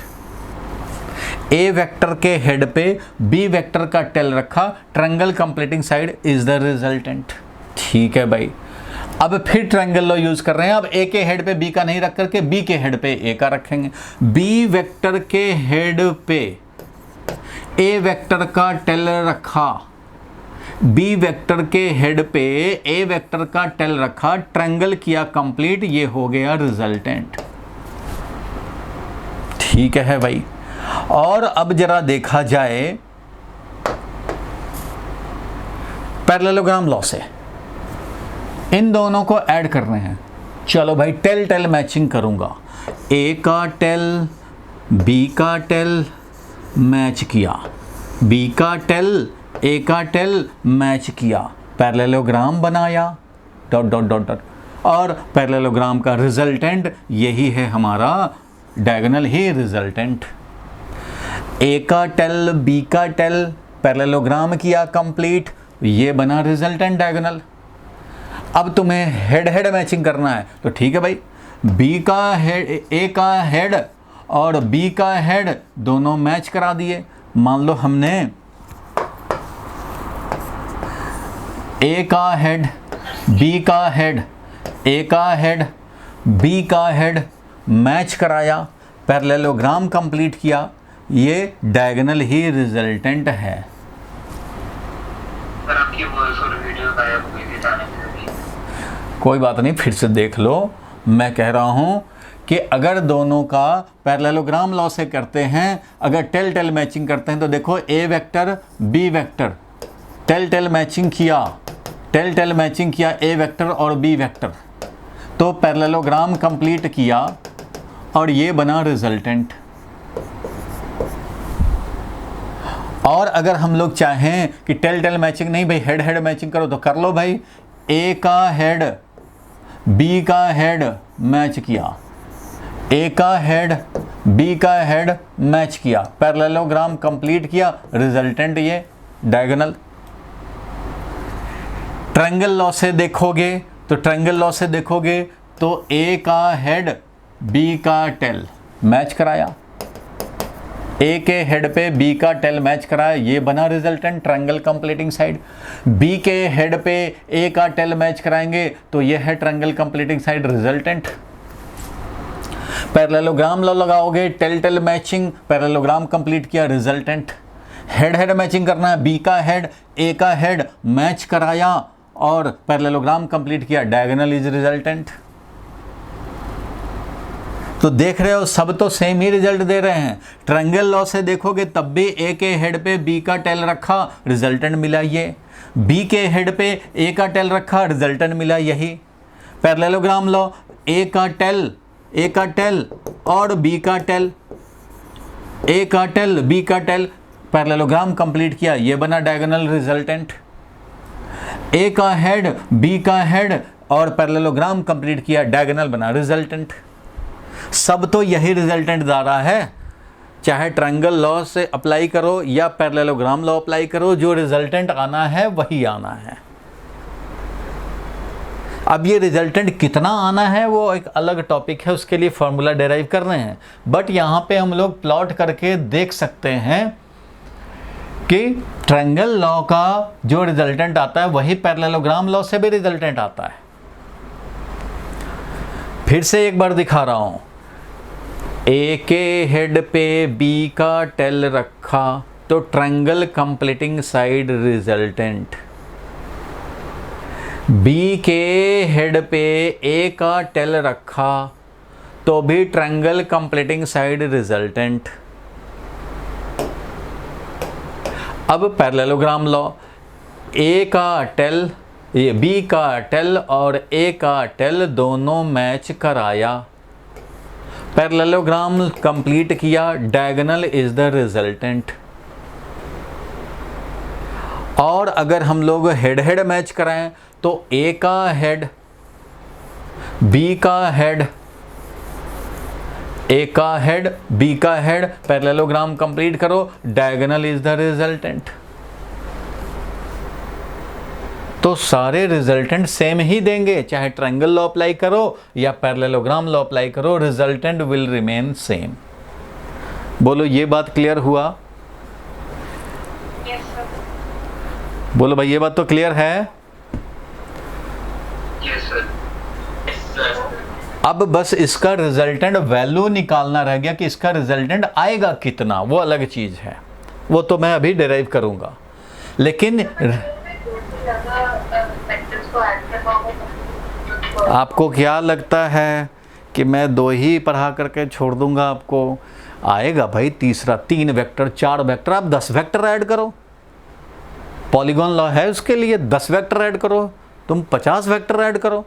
पहले 2 का सीख रहे हैं, 2 पे तो फोकस कर लें, जब आएगा 3, 4 वो सब भी आएगा भाई, सब एक ही साथ तो नहीं आएगा, धीरे धीरे करके आएगा, थोड़ा पेशेंस रखो। पहले 2 का सीखें, ट्रायंगल लॉ सीखें, पैरेललोग्राम लॉ सीखें, ये पता लगा कि दोनों एक ही रिजल्टेंट प्रोड्यूस करता है भाई।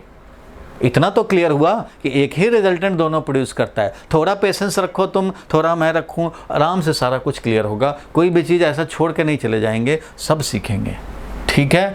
तो अभी ये पता लगा कि हम लोगों का ट्रायंगल लॉ अप्लाई करो चाहे parallelogram law, resultant will remain same. हमने इन्हीं दोनों को ऐड किया, ट्रायंगल लॉ से ऐड किया तो ये बना रिजल्टेंट। और ट्रायंगल लॉ में अगर बी के हेड पे ए का टेल रखेंगे तब भी यही बना रिजल्टेंट, और पैरेललोग्राम लॉ लगाओगे तब भी हमारा वही रिजल्टेंट। भाई टेल है, दोनों का टेल टेल मैचिंग कर दिया और तब भी रिजल्टेंट हमारा पैरेललोग्राम का डायगोनल। हेड हेड मैचिंग कराएं तब भी वही diagonal, so resultant will remain same. तो अब कंक्लूजन लिखो, कंक्लूजन लिखो भाई। अच्छा ये लिखे थे इसका स्टेप 1, पैरेललोग्राम लॉ का लिखो स्टेप 1, हेड हेड मैच और tail tail match of 2 vectors to be added. फिर स्टेप 2 क्या होगा, लिख लो, so resultant R is equal to A plus B by the diagonal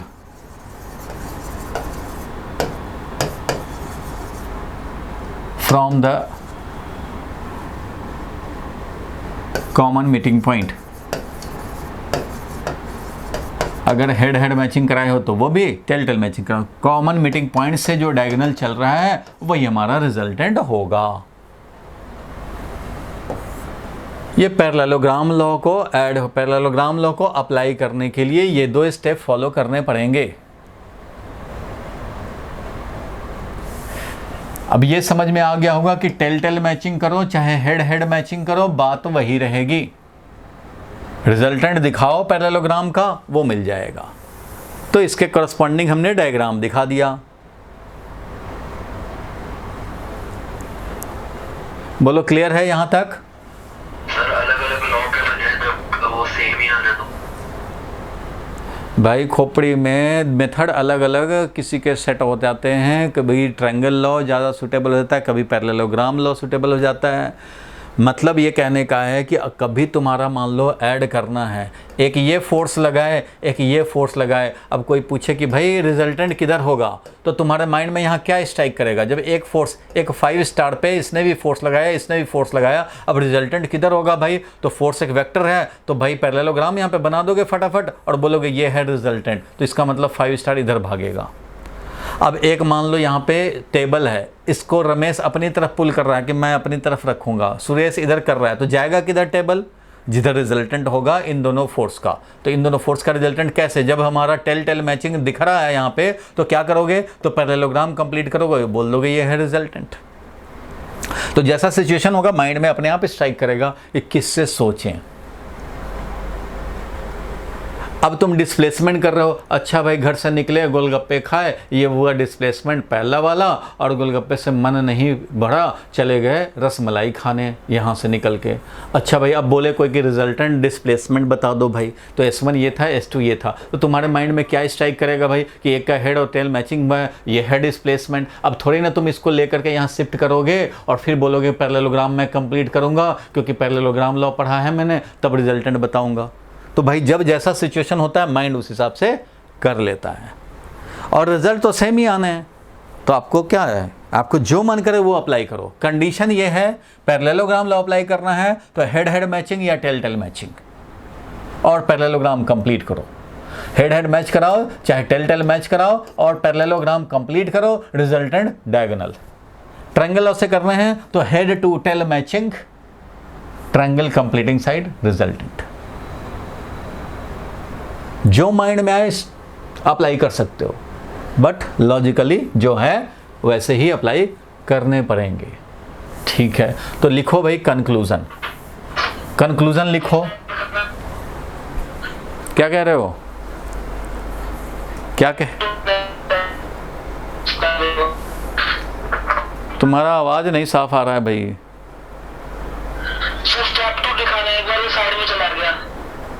side में चला गया? अरे साइड में मैंने कर दिया, अब मुझे स्पेस चाहिए ना लिखने के लिए।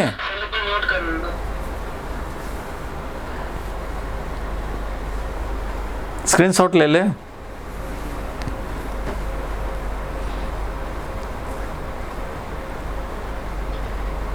सर हो गया। चलो स्क्रीनशॉट ले लिया करो, या तो फिर वीडियो में भेजता ही हूँ उससे आप कर लो। चलो आगे बढ़ते हैं हम लोग, और अब देखते हैं कंक्लूजन लिखो। कंक्लूजन लिखो पहले, कंक्लूजन। ट्रायंगल लॉ और चाहे and, triangle law and parallelogram law give same resultant when two vectors are added।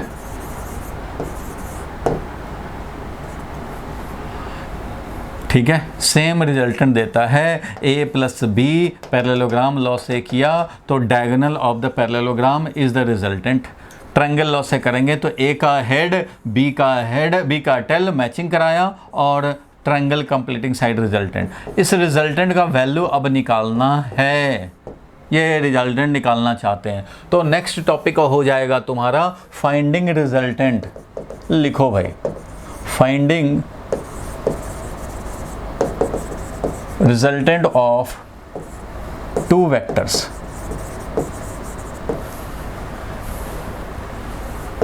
R is equal to, resultant is equal to a plus B है, तो इसको निकालना। ये रिजल्टेंट क्या होगा वो निकालना चाहते हैं भाई, और ये है 3 मार्क्स का डेरिवेशन। ये स्कूल वाले खूब पूछते हैं भाई 3 मार्क्स का ये डेरिवेशन है, कैसे निकालेंगे जरा अब देखो।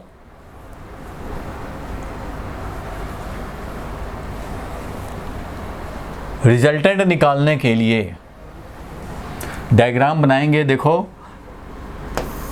पता लग चुका है कि ट्रायंगल लॉ अप्लाई करो चाहे पैरेललोग्राम लॉ, जो आना है वही रिजल्टेंट आना है भाई। तो एक ए वेक्टर दिखाया, एक ये बी वेक्टर दिखाया, और इसका रिजल्टेंट बना ये। यही रिजल्टेंट निकालना चाहते हैं कि अगर ये मान लो हमारा 5 वैल्यू का है, ये अगर 4 वैल्यू का है, दोनों के बीच में कुछ एंगल है, तो अब बताना है कि ये रिजल्टेंट कितना होगा। रिजल्टेंट ऑब्टेन करना चाहते हैं, ठीक है। यही रिजल्टेंट निकालना, ये 5 है, ये 4 है, तो ये क्या है, 6 है, 7 है, 8 है, 2 है, 5 है, क्या है वो निकालना चाहते हैं। और वो किस डायरेक्शन में है वो भी निकालना चाहते हैं। ए वेक्टर से ये अगर अल्फा एंगल पे है तो वो भी निकालना चाहते हैं। ये है तुम्हारा वेक्टर ए समझो, ये है वेक्टर बी, ठीक है भाई, निकालना चाहते हैं। तो एक चीज़ और हम लोगों को अभी समझ लेने पड़ेंगे, वो क्या है भाई, तो एंगल बिटवीन टू वेक्टर। तो भाई ये साइड में लिख लोगे, ज़रूरी है, angle between two vectors. Angle between two vector क्या होता है उसको ज़रा समझ लें, नहीं तो ये आगे सॉल्व नहीं कर पाएंगे। थोड़ा ज्योमेट्री अप्लाई कर रहे हैं, सॉल्व कर रहे हैं, but angle between two vector को पहले पहचान लेते हैं। तो देखो भाई, एंगल बिटवीन टू वेक्टर क्या होता है, तो कोई एक वेक्टर है, कोई दूसरा वेक्टर है, तो दोनों का पहले तुम क्या करो, एंगल जानना चाहते हो तो चाहे टेल टू टेल मैचिंग कराओ या फिर हेड हेड मैचिंग कराओ। हेड हेड मैचिंग करें या टेल टेल मैचिंग करें, ये करना पड़ेगा भाई अगर तुम्हें पता लगाना है तो ए वेक्टर है, बी वेक्टर है, तो टेल टेल मैचिंग करा दिया तो दो एंगल बनेंगे। टेल टेल मैचिंग करा दिया तो दो एंगल बनेंगे, एक एंगल ये बना और एक एंगल इधर से बना। एक स्मॉल एंगल होगा, एक लार्जर एंगल होगा। जो स्मॉलर एंगल होगा उसी को एंगल बिटवीन टू वेक्टर बोलते हैं। दोनों का टेल टेल मैच कराया, जो स्मॉलर एंगल बनेगा, दो एंगल बनेगा भाई, दोनों का टेल टेल हमने मैच करा दिया तो दो ही तो एंगल बनेंगे। वेक्टर ए और वेक्टर बी का जब टेल टेल मैचिंग कराया तो दो एंगल बनेंगे, एक छोटा वाला एक बड़ा वाला। तो जो छोटा वाला एंगल होता है वही हम लोग एंगल बिटवीन टू वेक्टर बोलते हैं। और समझो, ये तो टेल टेल मैचिंग किया, आप चाहते तो वेक्टर ए और वेक्टर बी जिन दोनों के बीच में एंगल आप चाहते हो, दोनों का हेड हेड मैच करा के भी निकाल सकते थे। कैसे, तो ए का हेड बी का हेड, ए का हेड और बी का हेड दोनों मैच हो गया। तो जब दोनों मैच हो गया, दोनों का हेड, ए का हेड बी के हेड से मैच हो जाए, तब भी ये दो एंगल बनाएगा, एक ये और एक ये। तो जो छोटा वाला एंगल होगा उसी को एंगल बिटवीन टू वेक्टर बोलेंगे। अब बताओ, ये एंगल और ये एंगल सेम है कि नहीं, ये थीटा सेम है कि नहीं भाई, बिल्कुल सेम है। चाहे टेल टेल करके स्मॉलर एंगल ले लो या हेड हेड मैच करा के स्मॉलर एंगल ले लो, बात एक ही है। आप सोचेंगे बात एक ही है, कैसे भाई, तो बात एक ही ऐसे है कि देखो यहाँ हेड हेड मैचिंग कराया है, ये आया एंगल। अगर मैं मान लो करता हूँ कि चलो टेल टेल मैचिंग कराना चाहते हो, मैं यही दिखा देता हूँ कि दोनों कैसे सेम है। टेल टेल मैचिंग कराना है, चलो मैं यहाँ पे प्लॉट करता हूँ।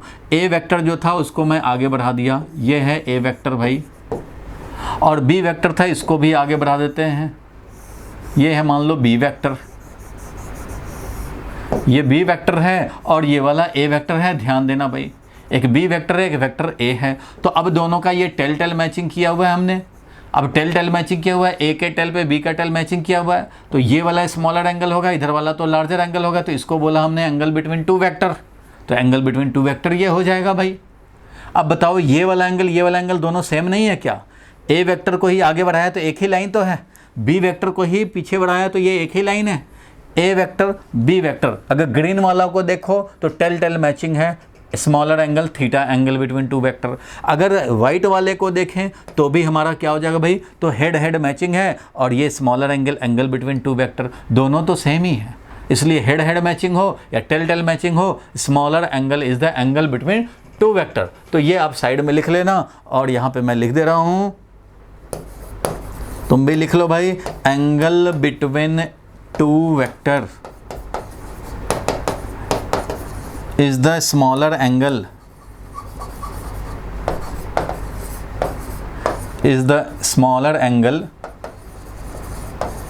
subtended between the two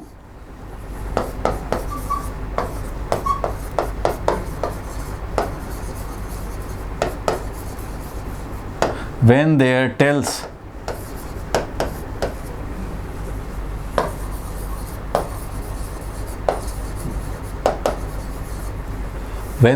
are matching or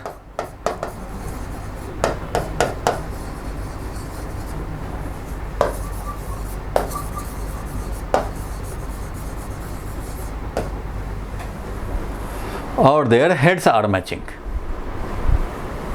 दो वेक्टर था, ए वेक्टर और बी वेक्टर, ध्यान से समझ लो, पूछूंगा अभी पूछेंगे भाई। ए वेक्टर का टेल, बी वेक्टर का टेल दोनों मैच कराओ, चाहे हेड हेड मैच कराओ, चाहे टेल टेल मैच कराओ, और उसके बाद जो स्मॉलर एंगल होगा वही हो जाएगा। Angle between two vector is the smaller angle between the two vectors when their tails are matching or their heads are matching। मतलब मीटिंग, मैचिंग का मतलब यहाँ पे है मीट कर रहा हूँ। क्या करें? हेड टू टेल मैच कराएंगे तो उसको एंगल बिटवीन टू वेक्टर नहीं समझेंगे। Angle between two vector decide करने का यही है कन्वेंशन कि दोनों का टेल टेल मैचिंग हो। कोई एक ही चीज़ को तो बोलोगे। देखो, अगर ए और बी के बीच में अगर तुम सोचते हो कि ये वाला एंगल हो जाए तो चाहे तो ये होगा और या तो फिर ये होगा भाई। टेल टेल मैचिंग कराया तो ये वाला कन्वेंशन यही कहता है कि भाई बी का टेल और ए का टेल मैच कराया तो ये है एंगल। तो इसको एंगल नहीं बोल सकते, ये वाला एंगल बिटवीन टू वेक्टर नहीं होगा, इसको हम लोग नहीं ले सकते। तो ये भी ले लोगे, ये भी ले लोगे, ऐसे थोड़ी होगा। तो कन्वेंशन बनाने के पहले बहुत सारे रिसर्च हुए होंगे ना भाई। तो फाइनली डिसाइड क्या हुआ कि ये नहीं लेंगे, हेड टेल मैचिंग करा के नहीं लेंगे, सिर्फ हेड हेड मैचिंग या टेल टेल मैचिंग, चाहे दोनों में से जो कर लो। टेल टेल मैचिंग करो ग्रीन वाला या हेड हेड मैचिंग करो वाइट वाला, तब जो स्मॉलर एंगल बनेंगे वो लेंगे। तो स्मॉलर एंगल ये बना, लार्जर एंगल ये बना, लेंगे स्मॉलर एंगल वाला। स्मॉलर एंगल एंगल से ऐड करते हैं तो सर उसमें एंगल क्या होता है बिटवीन वेक्टर्स? आएगा, अभी ऐड करूंगा, आएगा उसमें एंगल क्या होगा वो देखेंगे हम लोग, अभी दिखाएंगे। लेकिन अभी ये पहले समझ लो कि एंगल बिटवीन टू वेक्टर ऐसे ही डिसाइड करना होगा। टेल टेल मैचिंग करो या हेड हेड मैचिंग करो और smaller angle is the angle between two vector, और कोई एंगल नहीं लेंगे। एंगल बिटवीन टू वेक्टर यही होता है भाई, जब एंगल हमारा लेना है तो स्मॉलर एंगल वाला लेना है, और कब? जब दोनों का हेड मैच कर रहा हो तब, या दोनों का टेल मैच हो रहा हो तब। एक का हेड और टेल मिला करके ये एंगल नहीं लेते, ये रॉन्ग हो जाएगा। फिर आपका आंसर नहीं आएगा, बोलोगे फिर कि कैसे हो गया। अब देखो एंगल मैंने बता दिया, ये आपने नोट भी कर लिया। अब मैं इसको कर रहा हूँ साइड और आ जाते हैं रिजल्टेंट निकालने पे। तो चलो भाई अब रिजल्टेंट निकाला जाए। अब रिजल्टेंट मैं निकाल के दिखा रहा हूँ भाई, ये क्या होगा दो वेक्टर का रिजल्टेंट। तो देखो भाई ये है रिजल्टेंट। तो इस ए वेक्टर को मैं आगे बढ़ा दे रहा हूँ डॉट डॉट डॉट, और इस बी वेक्टर, ये बी वेक्टर है, यहां से इस लाइन पे, ए के लाइन पे एक परपेंडिकुलर ड्रॉ कर दे रहा हूं। ये डेरिवेशन है, 3 मार्क्स का डेरिवेशन आता है। फॉर्मूला डेराइव करना वेरी वेरी इंपॉर्टेंट, और इस पर न्यूमेरिकल भी आते हैं। तो मैंने क्या किया, ए वेक्टर का जो लाइन है उसी को मैंने थोड़ा और आगे बढ़ाया, और यहाँ ये वाला बी वेक्टर है तो बी के वेक्टर के टिप से हमने परपेंडिकुलर डाल दिया। अब देखो भाई बी वेक्टर जो है मैं उसको दिखा दूं, ये वाला है बी वेक्टर, ये वाला है बी वेक्टर, और ये वाला था ए वेक्टर। ठीक है भाई। अब एक चीज़ ज़रा समझें, क्या मैं इसको angle between A and B बोल सकता हूँ या इसको angle between A and B बोल सकता हूँ? किसको बोलूँगा बताओ भाई? ए और बी के बीच में कौन एंगल है, अल्फा या थीटा? Sir theta. अल्फा तो नहीं होगा, अभी मैंने बताया था अल्फा नहीं हो सकता, क्योंकि अल्फा एक ए का हेड और बी का टेल मैच हुआ है, उसके बीच में ये एंगल बना हुआ है। अगर ए का हेड और बी का टेल ऐसे है और इसको आप एंगल लेना चाहते हो तो ये रॉन्ग हो जाएगा, इसको एंगल लेना चाहते हो रॉन्ग हो जाएगा। लेकिन ए और बी ऐसे है तो ए को मैं थोड़ा आगे बढ़ा दूं तो ऐसे समझ लो ए, ये वाला ए वेक्टर था तो इसको आगे बढ़ा दिया तो समझो ये ए हो गया और ये तो बी है ही। तो अभी इस कंडीशन में क्या हुआ, ए का टेल और बी का टेल समझो मैच हो गया, तो अब इसको एंगल बोल सकता हूँ। तो इसलिए इस लाइन को आगे बढ़ाया, मतलब समझो कि ये ए वेक्टर ऐसे हो गया, यहाँ से स्टार्ट हो गया, ए vector B vector, A vector B vector, दोनों के बीच का एंगल, टेल टेल मैचिंग हो गया, ए वेक्टर का टेल बी वेक्टर का टेल मैचिंग हो गया, ये एंगल ले लिया। तो ये एंगल ले सकते हैं। इसी ए वेक्टर को हमने क्या किया, थोड़ा और आगे बढ़ा लिया, आगे बढ़ा लिया डॉटेड, तो इसको बोल सकते हैं एंगल, ये वाला एंगल अल्फा नहीं होगा क्योंकि ये टेल हेड का मैचिंग हो जाएगा और यहाँ हमें टेल टेल का मैचिंग चाहिए। तो इसलिए ये एंगल लेंगे, थीटा एंगल लेंगे, theta will be the angle, ये वाला एंगल नहीं होगा। ठीक है, यहाँ तक क्लियर है भाई? इसको हटा देता हूँ।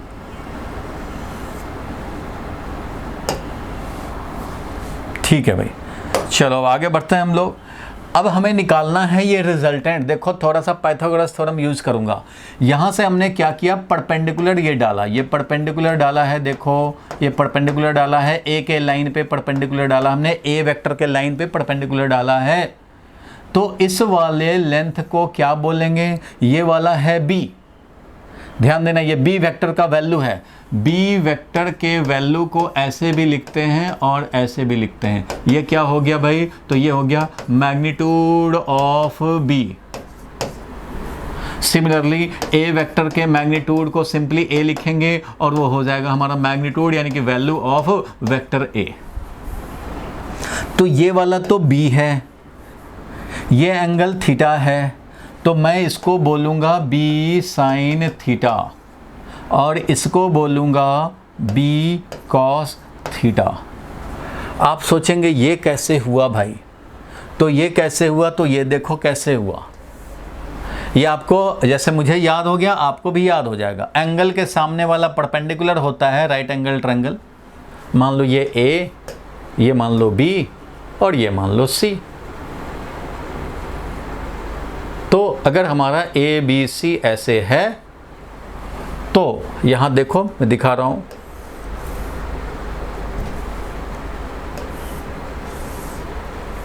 सब लोग ध्यान से समझना। ये वाला हो गया तुम्हारा ए, ये हो गया बी, ये हो गया सी और ये वाला है एंगल थीटा और ये वाला है बी।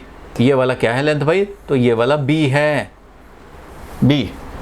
तो ये वाला क्या होगा, तो ये मैं बोल रहा हूं कि ये होगा B sine theta. A C is equal to B sine theta and this B C will be equal to B cos theta. Hypotenuse into cos theta ये होता है। बेस जो होता है वो हाइपोटेन्यूज इंटू कॉस थीटा होता है और परपेंडिकुलर जो होता है वो हाइपोटेन्यूज इंटू साइन थीटा होता है, परपेंडिकुलर। और ये क्या है भाई, तो ये है base.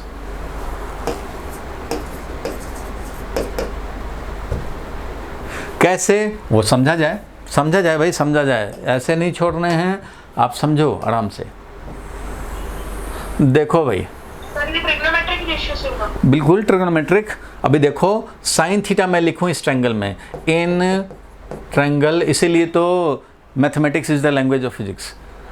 Triangle A B C में साइन थीटा अगर मैं बोलूं तो साइन थीटा का वैल्यू होगा perpendicular A C divided by hypotenuse A B.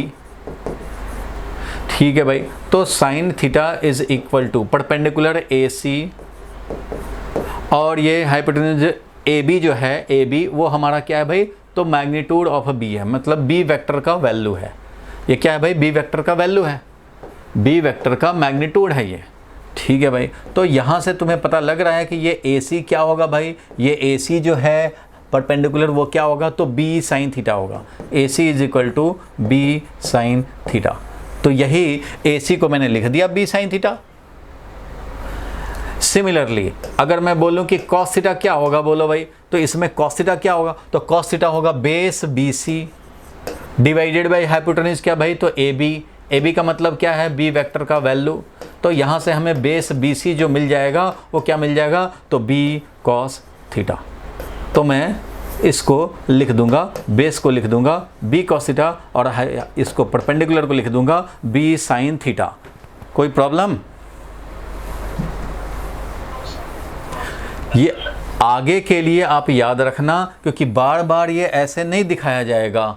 आपको याद ही हो जाने हैं अब कि थीटा के सामने वाला जो परपेंडिकुलर होता है वो हाइपोटेन्यूज इनटू साइन थीटा होता है, और जो बेस होता है वो हाइपोटेन्यूज इनटू कॉस थीटा होता है।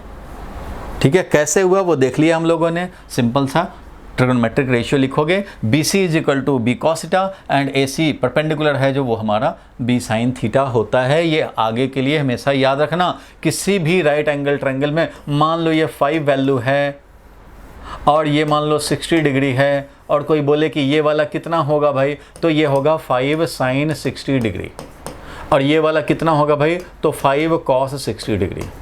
समझ गए? कभी भी ऐसा हुआ राइट एंगल ट्रायंगल में तो आप ये डायरेक्ट लिख सकते हैं। बोलो ठीक है? याद रहेगा ना? ये बिल्कुल याद रखना है ये। चलो, तो ये अगर समझ गए तो अब यहाँ पे वापस आ जाते हैं भाई। इसका डेरिवेशन 3 मार्क्स का डेरिवेशन ऐसे ही थोड़ी ना मिल जाएगा 3 मार्क्स। तो फर्स्ट मार्क्स जो है वो डायग्राम बनाने पे, रिजल्टेंट निकालना है। ठीक है भाई, ये हम लोग साइड में ये बिल्कुल ध्यान रखना है और आप नोट कर लेंगे, चाहे वीडियो से नोट कर लेंगे या स्क्रीनशॉट लेते हैं तो उससे नोट कर लेंगे। चलो, अब बात रह गई कि रिजल्टेंट कैसे निकला। ये B साइन थीटा पता लग चुका, ये B कॉस थीटा पता लग चुका, ये A है, ये B है, B C A, इसको कर देता हूँ O। तो हमें चाहिए OA, हमें चाहिए OA। तो देखो भाई कैसे OA निकालेंगे। रिजल्टेंट, जो रिजल्टेंट है अपना वो OA है।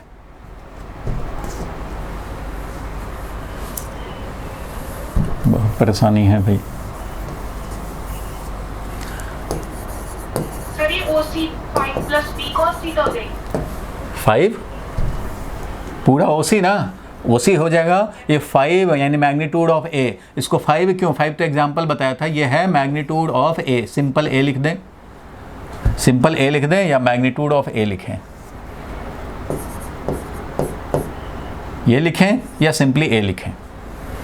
तो देखो रिजल्टेंट हमें निकालना है OA वेक्टर का हमें वैल्यू चाहिए। रिजल्टेंट हमें निकालना है OA वेक्टर का वैल्यू चाहिए, कितना आएगा। अगर ये 5 है, ये 6 है तो ये कितना, अगर ये 5 है, ये 4 है, ये 3 है, ये 2 है तो ये कितना, यही तो चाहिए हमें।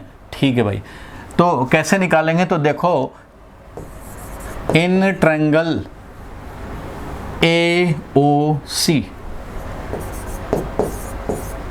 AOC में, ये राइट एंगल ट्रायंगल में, ये तो है ना राइट एंगल, तो राइट एंगल ट्रायंगल में हम लोग लिख सकते हैं कि ये जो हाइपोटेन्यूज है OA का जो मैग्नीट्यूड है वो कितना होगा भाई, OA का मैग्नीट्यूड है वो कितना होगा, तो पाइथागोरस थ्योरम से लिख सकते हैं अंडर रूट कौन सा स्क्वायर भाई, तो OC का स्क्वायर प्लस AC का स्क्वायर। बोलो भाई, ऐसा बोल सकते हैं कि नहीं पाइथागोरस थ्योरम से? दिस हाइपोटेन्यूज इक्वल टू ये बेस स्क्वायर प्लस ये स्क्वायर।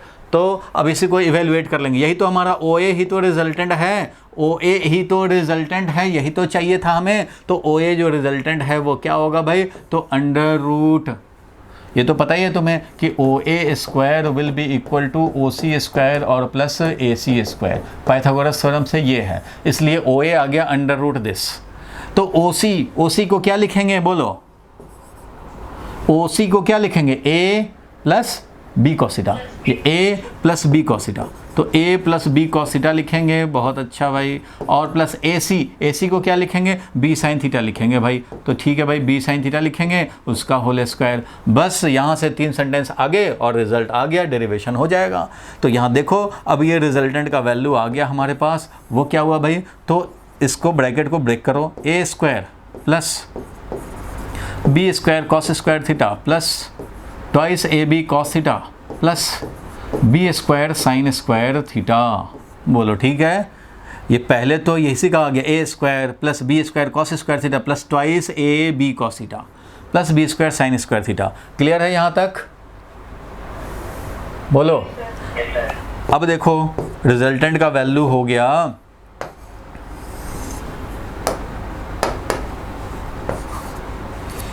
अब ए स्क्वायर, ठीक है भाई, ए स्क्वायर प्लस बी स्क्वायर यहाँ भी है, बी स्क्वायर यहाँ भी है, इनमें से बी स्क्वायर कॉमन ले लें तो ये हो जाएगा cos square theta plus sine square theta, cos square theta plus sine square theta, plus ये वाला twice A B cos theta.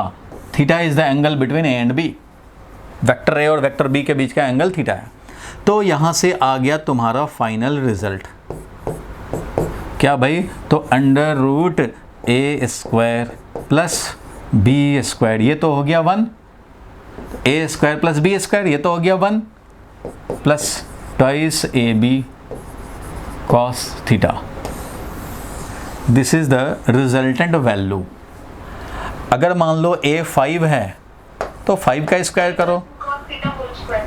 B अगर मान लो 4 है तो 4 का स्क्वायर करोगे, प्लस 2 इंटू 5 इंटू 4 इंटू दोनों के बीच का एंगल कितना है भाई, तो अगर मान लो 60 डिग्री है तो 60 डिग्री रखोगे, 30 है तो 30 डिग्री रखोगे। इस तरह से स्पेशल हम लोग निकाल सकते हैं, लेकिन फॉर्मूला ये बन गया, resultant is A square plus B square plus twice A B cos theta. ये कॉस थीटा है, अगर ये कॉस थीटा नहीं होता तब ए प्लस बी का होल स्क्वायर होता, अभी ये कॉस थीटा है, ये बन गया फॉर्मूला, ये जनरल फॉर्मूला बन गया भाई, ये फॉर्मूला बन गया रिजल्टेंट निकालने का। बोलो भाई यहाँ तक क्लियर है? ये फॉर्मूला बन गया रिजल्टेंट निकालने का। किया क्या हमने? कुछ नहीं किया भाई, एंगल बिटवीन टू वेक्टर, खाली हमें पता था कि एंगल बिटवीन टू वेक्टर होता है जब दोनों का टेल टेल मैचिंग हो या हेड हेड मैचिंग हो, तब स्मॉलर एंगल, तो इसको ले नहीं सकते हैं, इसलिए ए को आगे बढ़ाया, इससे परपेंडिकुलर डाल दिया। परपेंडिकुलर डालने से फ़ायदा हो गया, एक तो एंगल हमें मिल गया, angle between A and B theta मिल गया, और ये जो परपेंडिकुलर डाला है तो इस वाले ट्रायंगल में बात करें तो बी हाइपोटेन्यूज है तो ये हो जाएगा बी साइन थीटा, ये हो जाएगा B cos theta. Theta is the angle between A and B, theta is angle between vector A and vector B. Theta हमारा angle between A and B है, वो तो होता ही है। तो अब रिजल्टेंट कैसे निकालेंगे? तो जब भी कोई दो वेक्टर दिया रहे, थीटा एंगल पे वेक्टर ए और वेक्टर बी दोनों के बीच का एंगल थीटा है, तो resultant will be under root A square plus B square plus twice A B cos theta. ये है रिजल्टेंट, आप नोट कर लो, चाहे स्क्रीनशॉट ले लो, जो भी करना है कर लो। सर ये फॉर्मूला हमेशा चलेगा? बिल्कुल चलेगा, ये कभी भी किसी भी दो वेक्टर को ऐड करने का ये रिजल्टेंट है। दो वेक्टर जब भी ऐड होंगे तो ये रिजल्टेंट है। जितना थीटा होगा वो थीटा रखो, जितना ए का वैल्यू है ए रखो, बी का वैल्यू है वो बी रखो, मिल जाएगा। हाँ बोलो। सर cos थीटा की वैल्यू दी होगी या फिर हमें निकालनी होगी? दिया हुआ होगा भाई सब। क्वेश्चन देना है? हाँ देंगे, क्वेश्चन भी देंगे भाई, एक एक करके आएगा, सब कुछ आएगा। क्यों परेशान हो रहे? पहले इतना हजम हुआ, यहाँ तक क्लियर हुआ। अब मैं क्वेश्चन देता हूँ तुम्हें, एक क्वेश्चन देता हूँ, कॉस थीटा का वैल्यू दिया रहेगा कि नहीं दिया रहेगा भाई। चलो इसको मैं, इतना तुम्हें करना पड़ेगा, तो ये 3 मार्क्स का हो गया।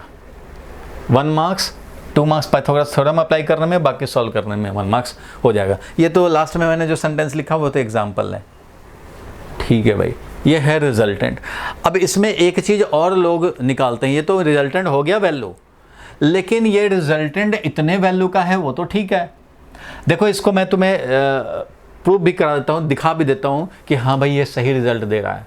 तुम बताओ, अगर ये ए वेक्टर हो जाए 4 वैल्यू का और बी वेक्टर इससे परपेंडिकुलर ले लें 3 वैल्यू का, मान लो ऐसा ले लिए 2 वेक्टर, तो ये रिजल्टेंट क्या होगा? तुम तो कॉमन सेंस से भी बता सकते हो, फॉर्मूला तो छोड़ दो, आप कॉमन सेंस से बता सकते हो कि कितना हो जाएगा। ऐसे है तो दोनों के बीच का एंगल है 90 डिग्री, तो 5 होगा। अंडर रूट 3 स्क्वायर प्लस 4 square that is under root 25, तो मीन्स 5। ये वैल्यू 5 होना चाहिए ना, तुम्हारा कॉमन सेंस यही कहता है भाई, होना चाहिए ना। तो यहाँ पे समझो क्वेश्चन कोई बना दे कि वेक्टर ए दे दिया हुआ है 4, वेक्टर बी दे दिया हुआ है 3, और दोनों के बीच में एंगल है वो है 90 डिग्री। अब बताओ भाई रिजल्टेंट क्या होगा? तो रिजल्टेंट का तुम फॉर्मूला अप्लाई करोगे। अच्छा भाई रिजल्टेंट का फॉर्मूला तो ये होता था, A square plus B square plus twice A B cos theta, ये होता था भाई। तो ठीक है कर लो भाई। तो ए स्क्वायर मतलब 4 का स्क्वायर, बी स्क्वायर मीन्स 3 का square plus twice into 4 into 3 into cos कितना, तो दोनों के बीच में एंगल है 90 डिग्री, क्योंकि ये है वेक्टर ए और ये वाला है वेक्टर बी। दोनों का हमने टेल मैच कराया, दोनों का हमने टेल मैच कराया और ये है एंगल, तो एंगल है 90 डिग्री। ठीक है भाई, तो यहाँ पे cos 90 डिग्री रखा, cos 90 तो 0 होता है भाई, तो ये हो गया 16 प्लस 9 और प्लस ये 0 दैट इज √25 और मिल गया हमें 5। तो ये फॉर्मूला भी तो वही दे रहा है ना आंसर, 5 जो तुम्हारा कॉमन सेंस कहता है वही दे रहा है आंसर। तो एग्जाम्पल नंबर 1 तो यही हो गया भाई, बिल्कुल ठीक दे रहा है आंसर। बोलो सर इसमें जो एंगल है वो सर आपने हेड और टेल में लगाया है, तो सर इसे टेल में होना चाहिए ना। कहाँ हेड में लगाया है भाई, ये क्या है,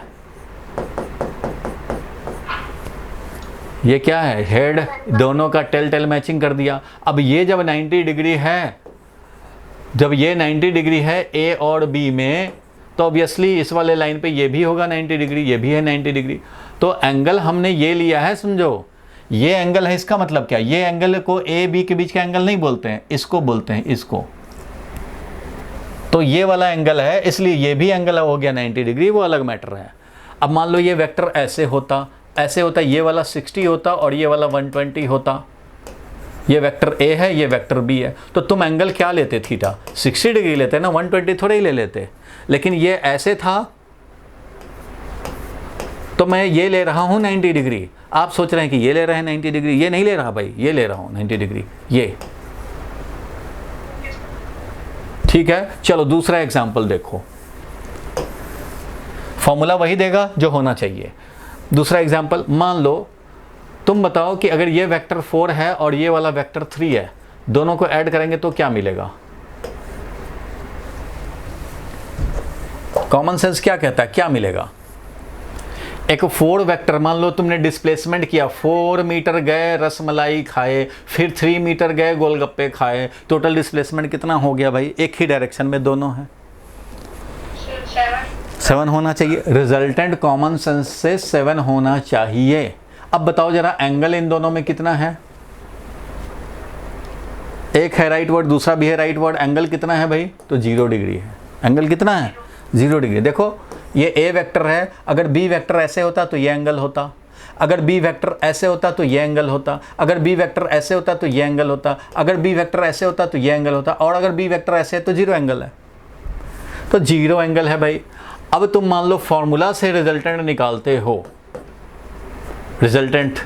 तो क्या लिखोगे, A square plus B square plus twice A B cos 0 degree, क्योंकि थीटा 0 डिग्री हो गया, ए का मैग्नीट्यूड हो गया 4 और बी का मैग्नीट्यूड हो गया 3। अब बताओ भाई रिजल्टेंट हमारा ये क्या हो गया, तो √4 का स्क्वायर और ये 9 और ये क्या हो गया, cos 0 डिग्री होता है 1, तो ये क्या हो गया 8 × 3 24। ये कितना मिल गया भाई, तो ये मिल गया 49 का मतलब क्या हो गया 7। तो 7 मिलना चाहिए था, 7 मिला। जो तुम्हारा कॉमन सेंस कह रहा है वही दे रहा है ना ये फॉर्मूला।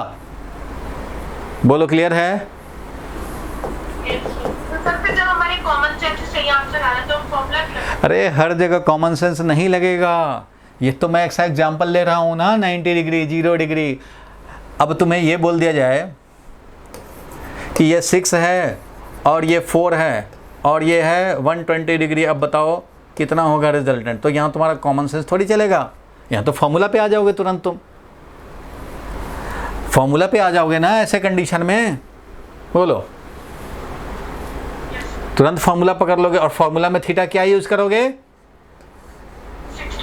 60 डिग्री। बिल्कुल सही, 60 डिग्री इसको यूज करने होंगे। ये नहीं कि ये 120 दे दिया तो 120 ही पकड़ लिया, ऐसे नहीं करने हैं, एंगल 60 डिग्री लेने होंगे, क्योंकि ये है एक वेक्टर, ये है दूसरा वेक्टर, तो हमें ऐसे नहीं लेने एंगल, इसको आगे बढ़ाओ, दोनों का टेल मैच कराओ, तब लेंगे ये एंगल। क्लियर है यहाँ तक। चलो एक और एग्जाम्पल बता देता हूँ, एक और एग्जाम्पल। सब लोग वीडियो से फिर से नोट्स बना लेने चाहिए, चाहे तो स्क्रीनशॉट साथ साथ लेते चलें, क्योंकि बहुत ज़्यादा टाइम आप नोट करेंगे तो बहुत डिले हो जाएगा। एक और लास्ट एग्जांपल आज के लिए, लास्ट एग्जांपल है आज के लिए भाई, तुम यही तो प्रॉब्लम। देखो अगर ये मैं बोलूं कि ये है 6 वैल्यू का और एक ये वैल्यू है मान लो 2 वैल्यू का, तो रिजल्टेंट क्या होगा, रिजल्टेंट कितना होगा?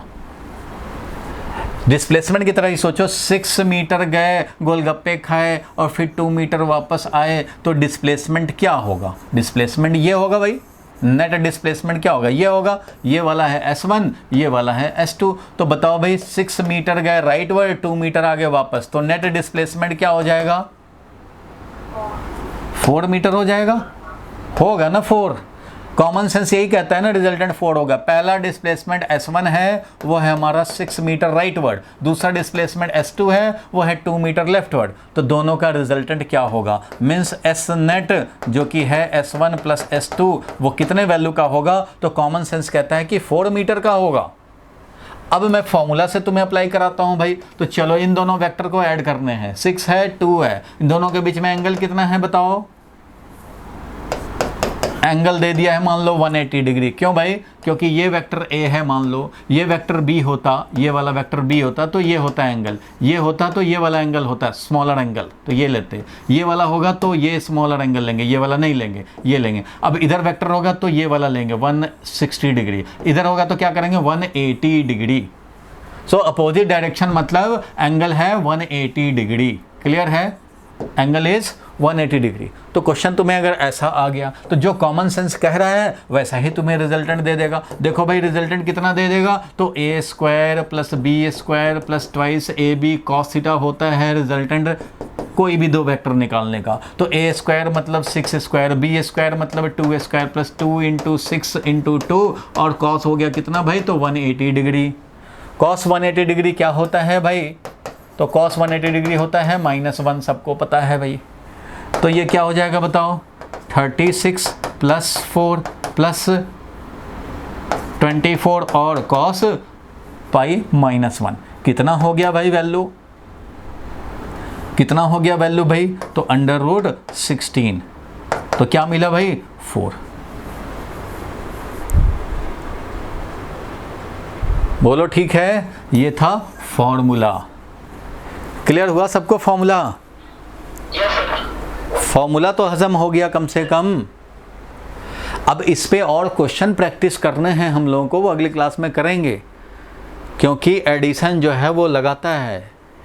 पहले तो थ्योरी समझने में ही एक क्लास लग जाता है, अब इस पे न्यूमेरिकल और करेंगे तब कॉन्फिडेंस बनेगा।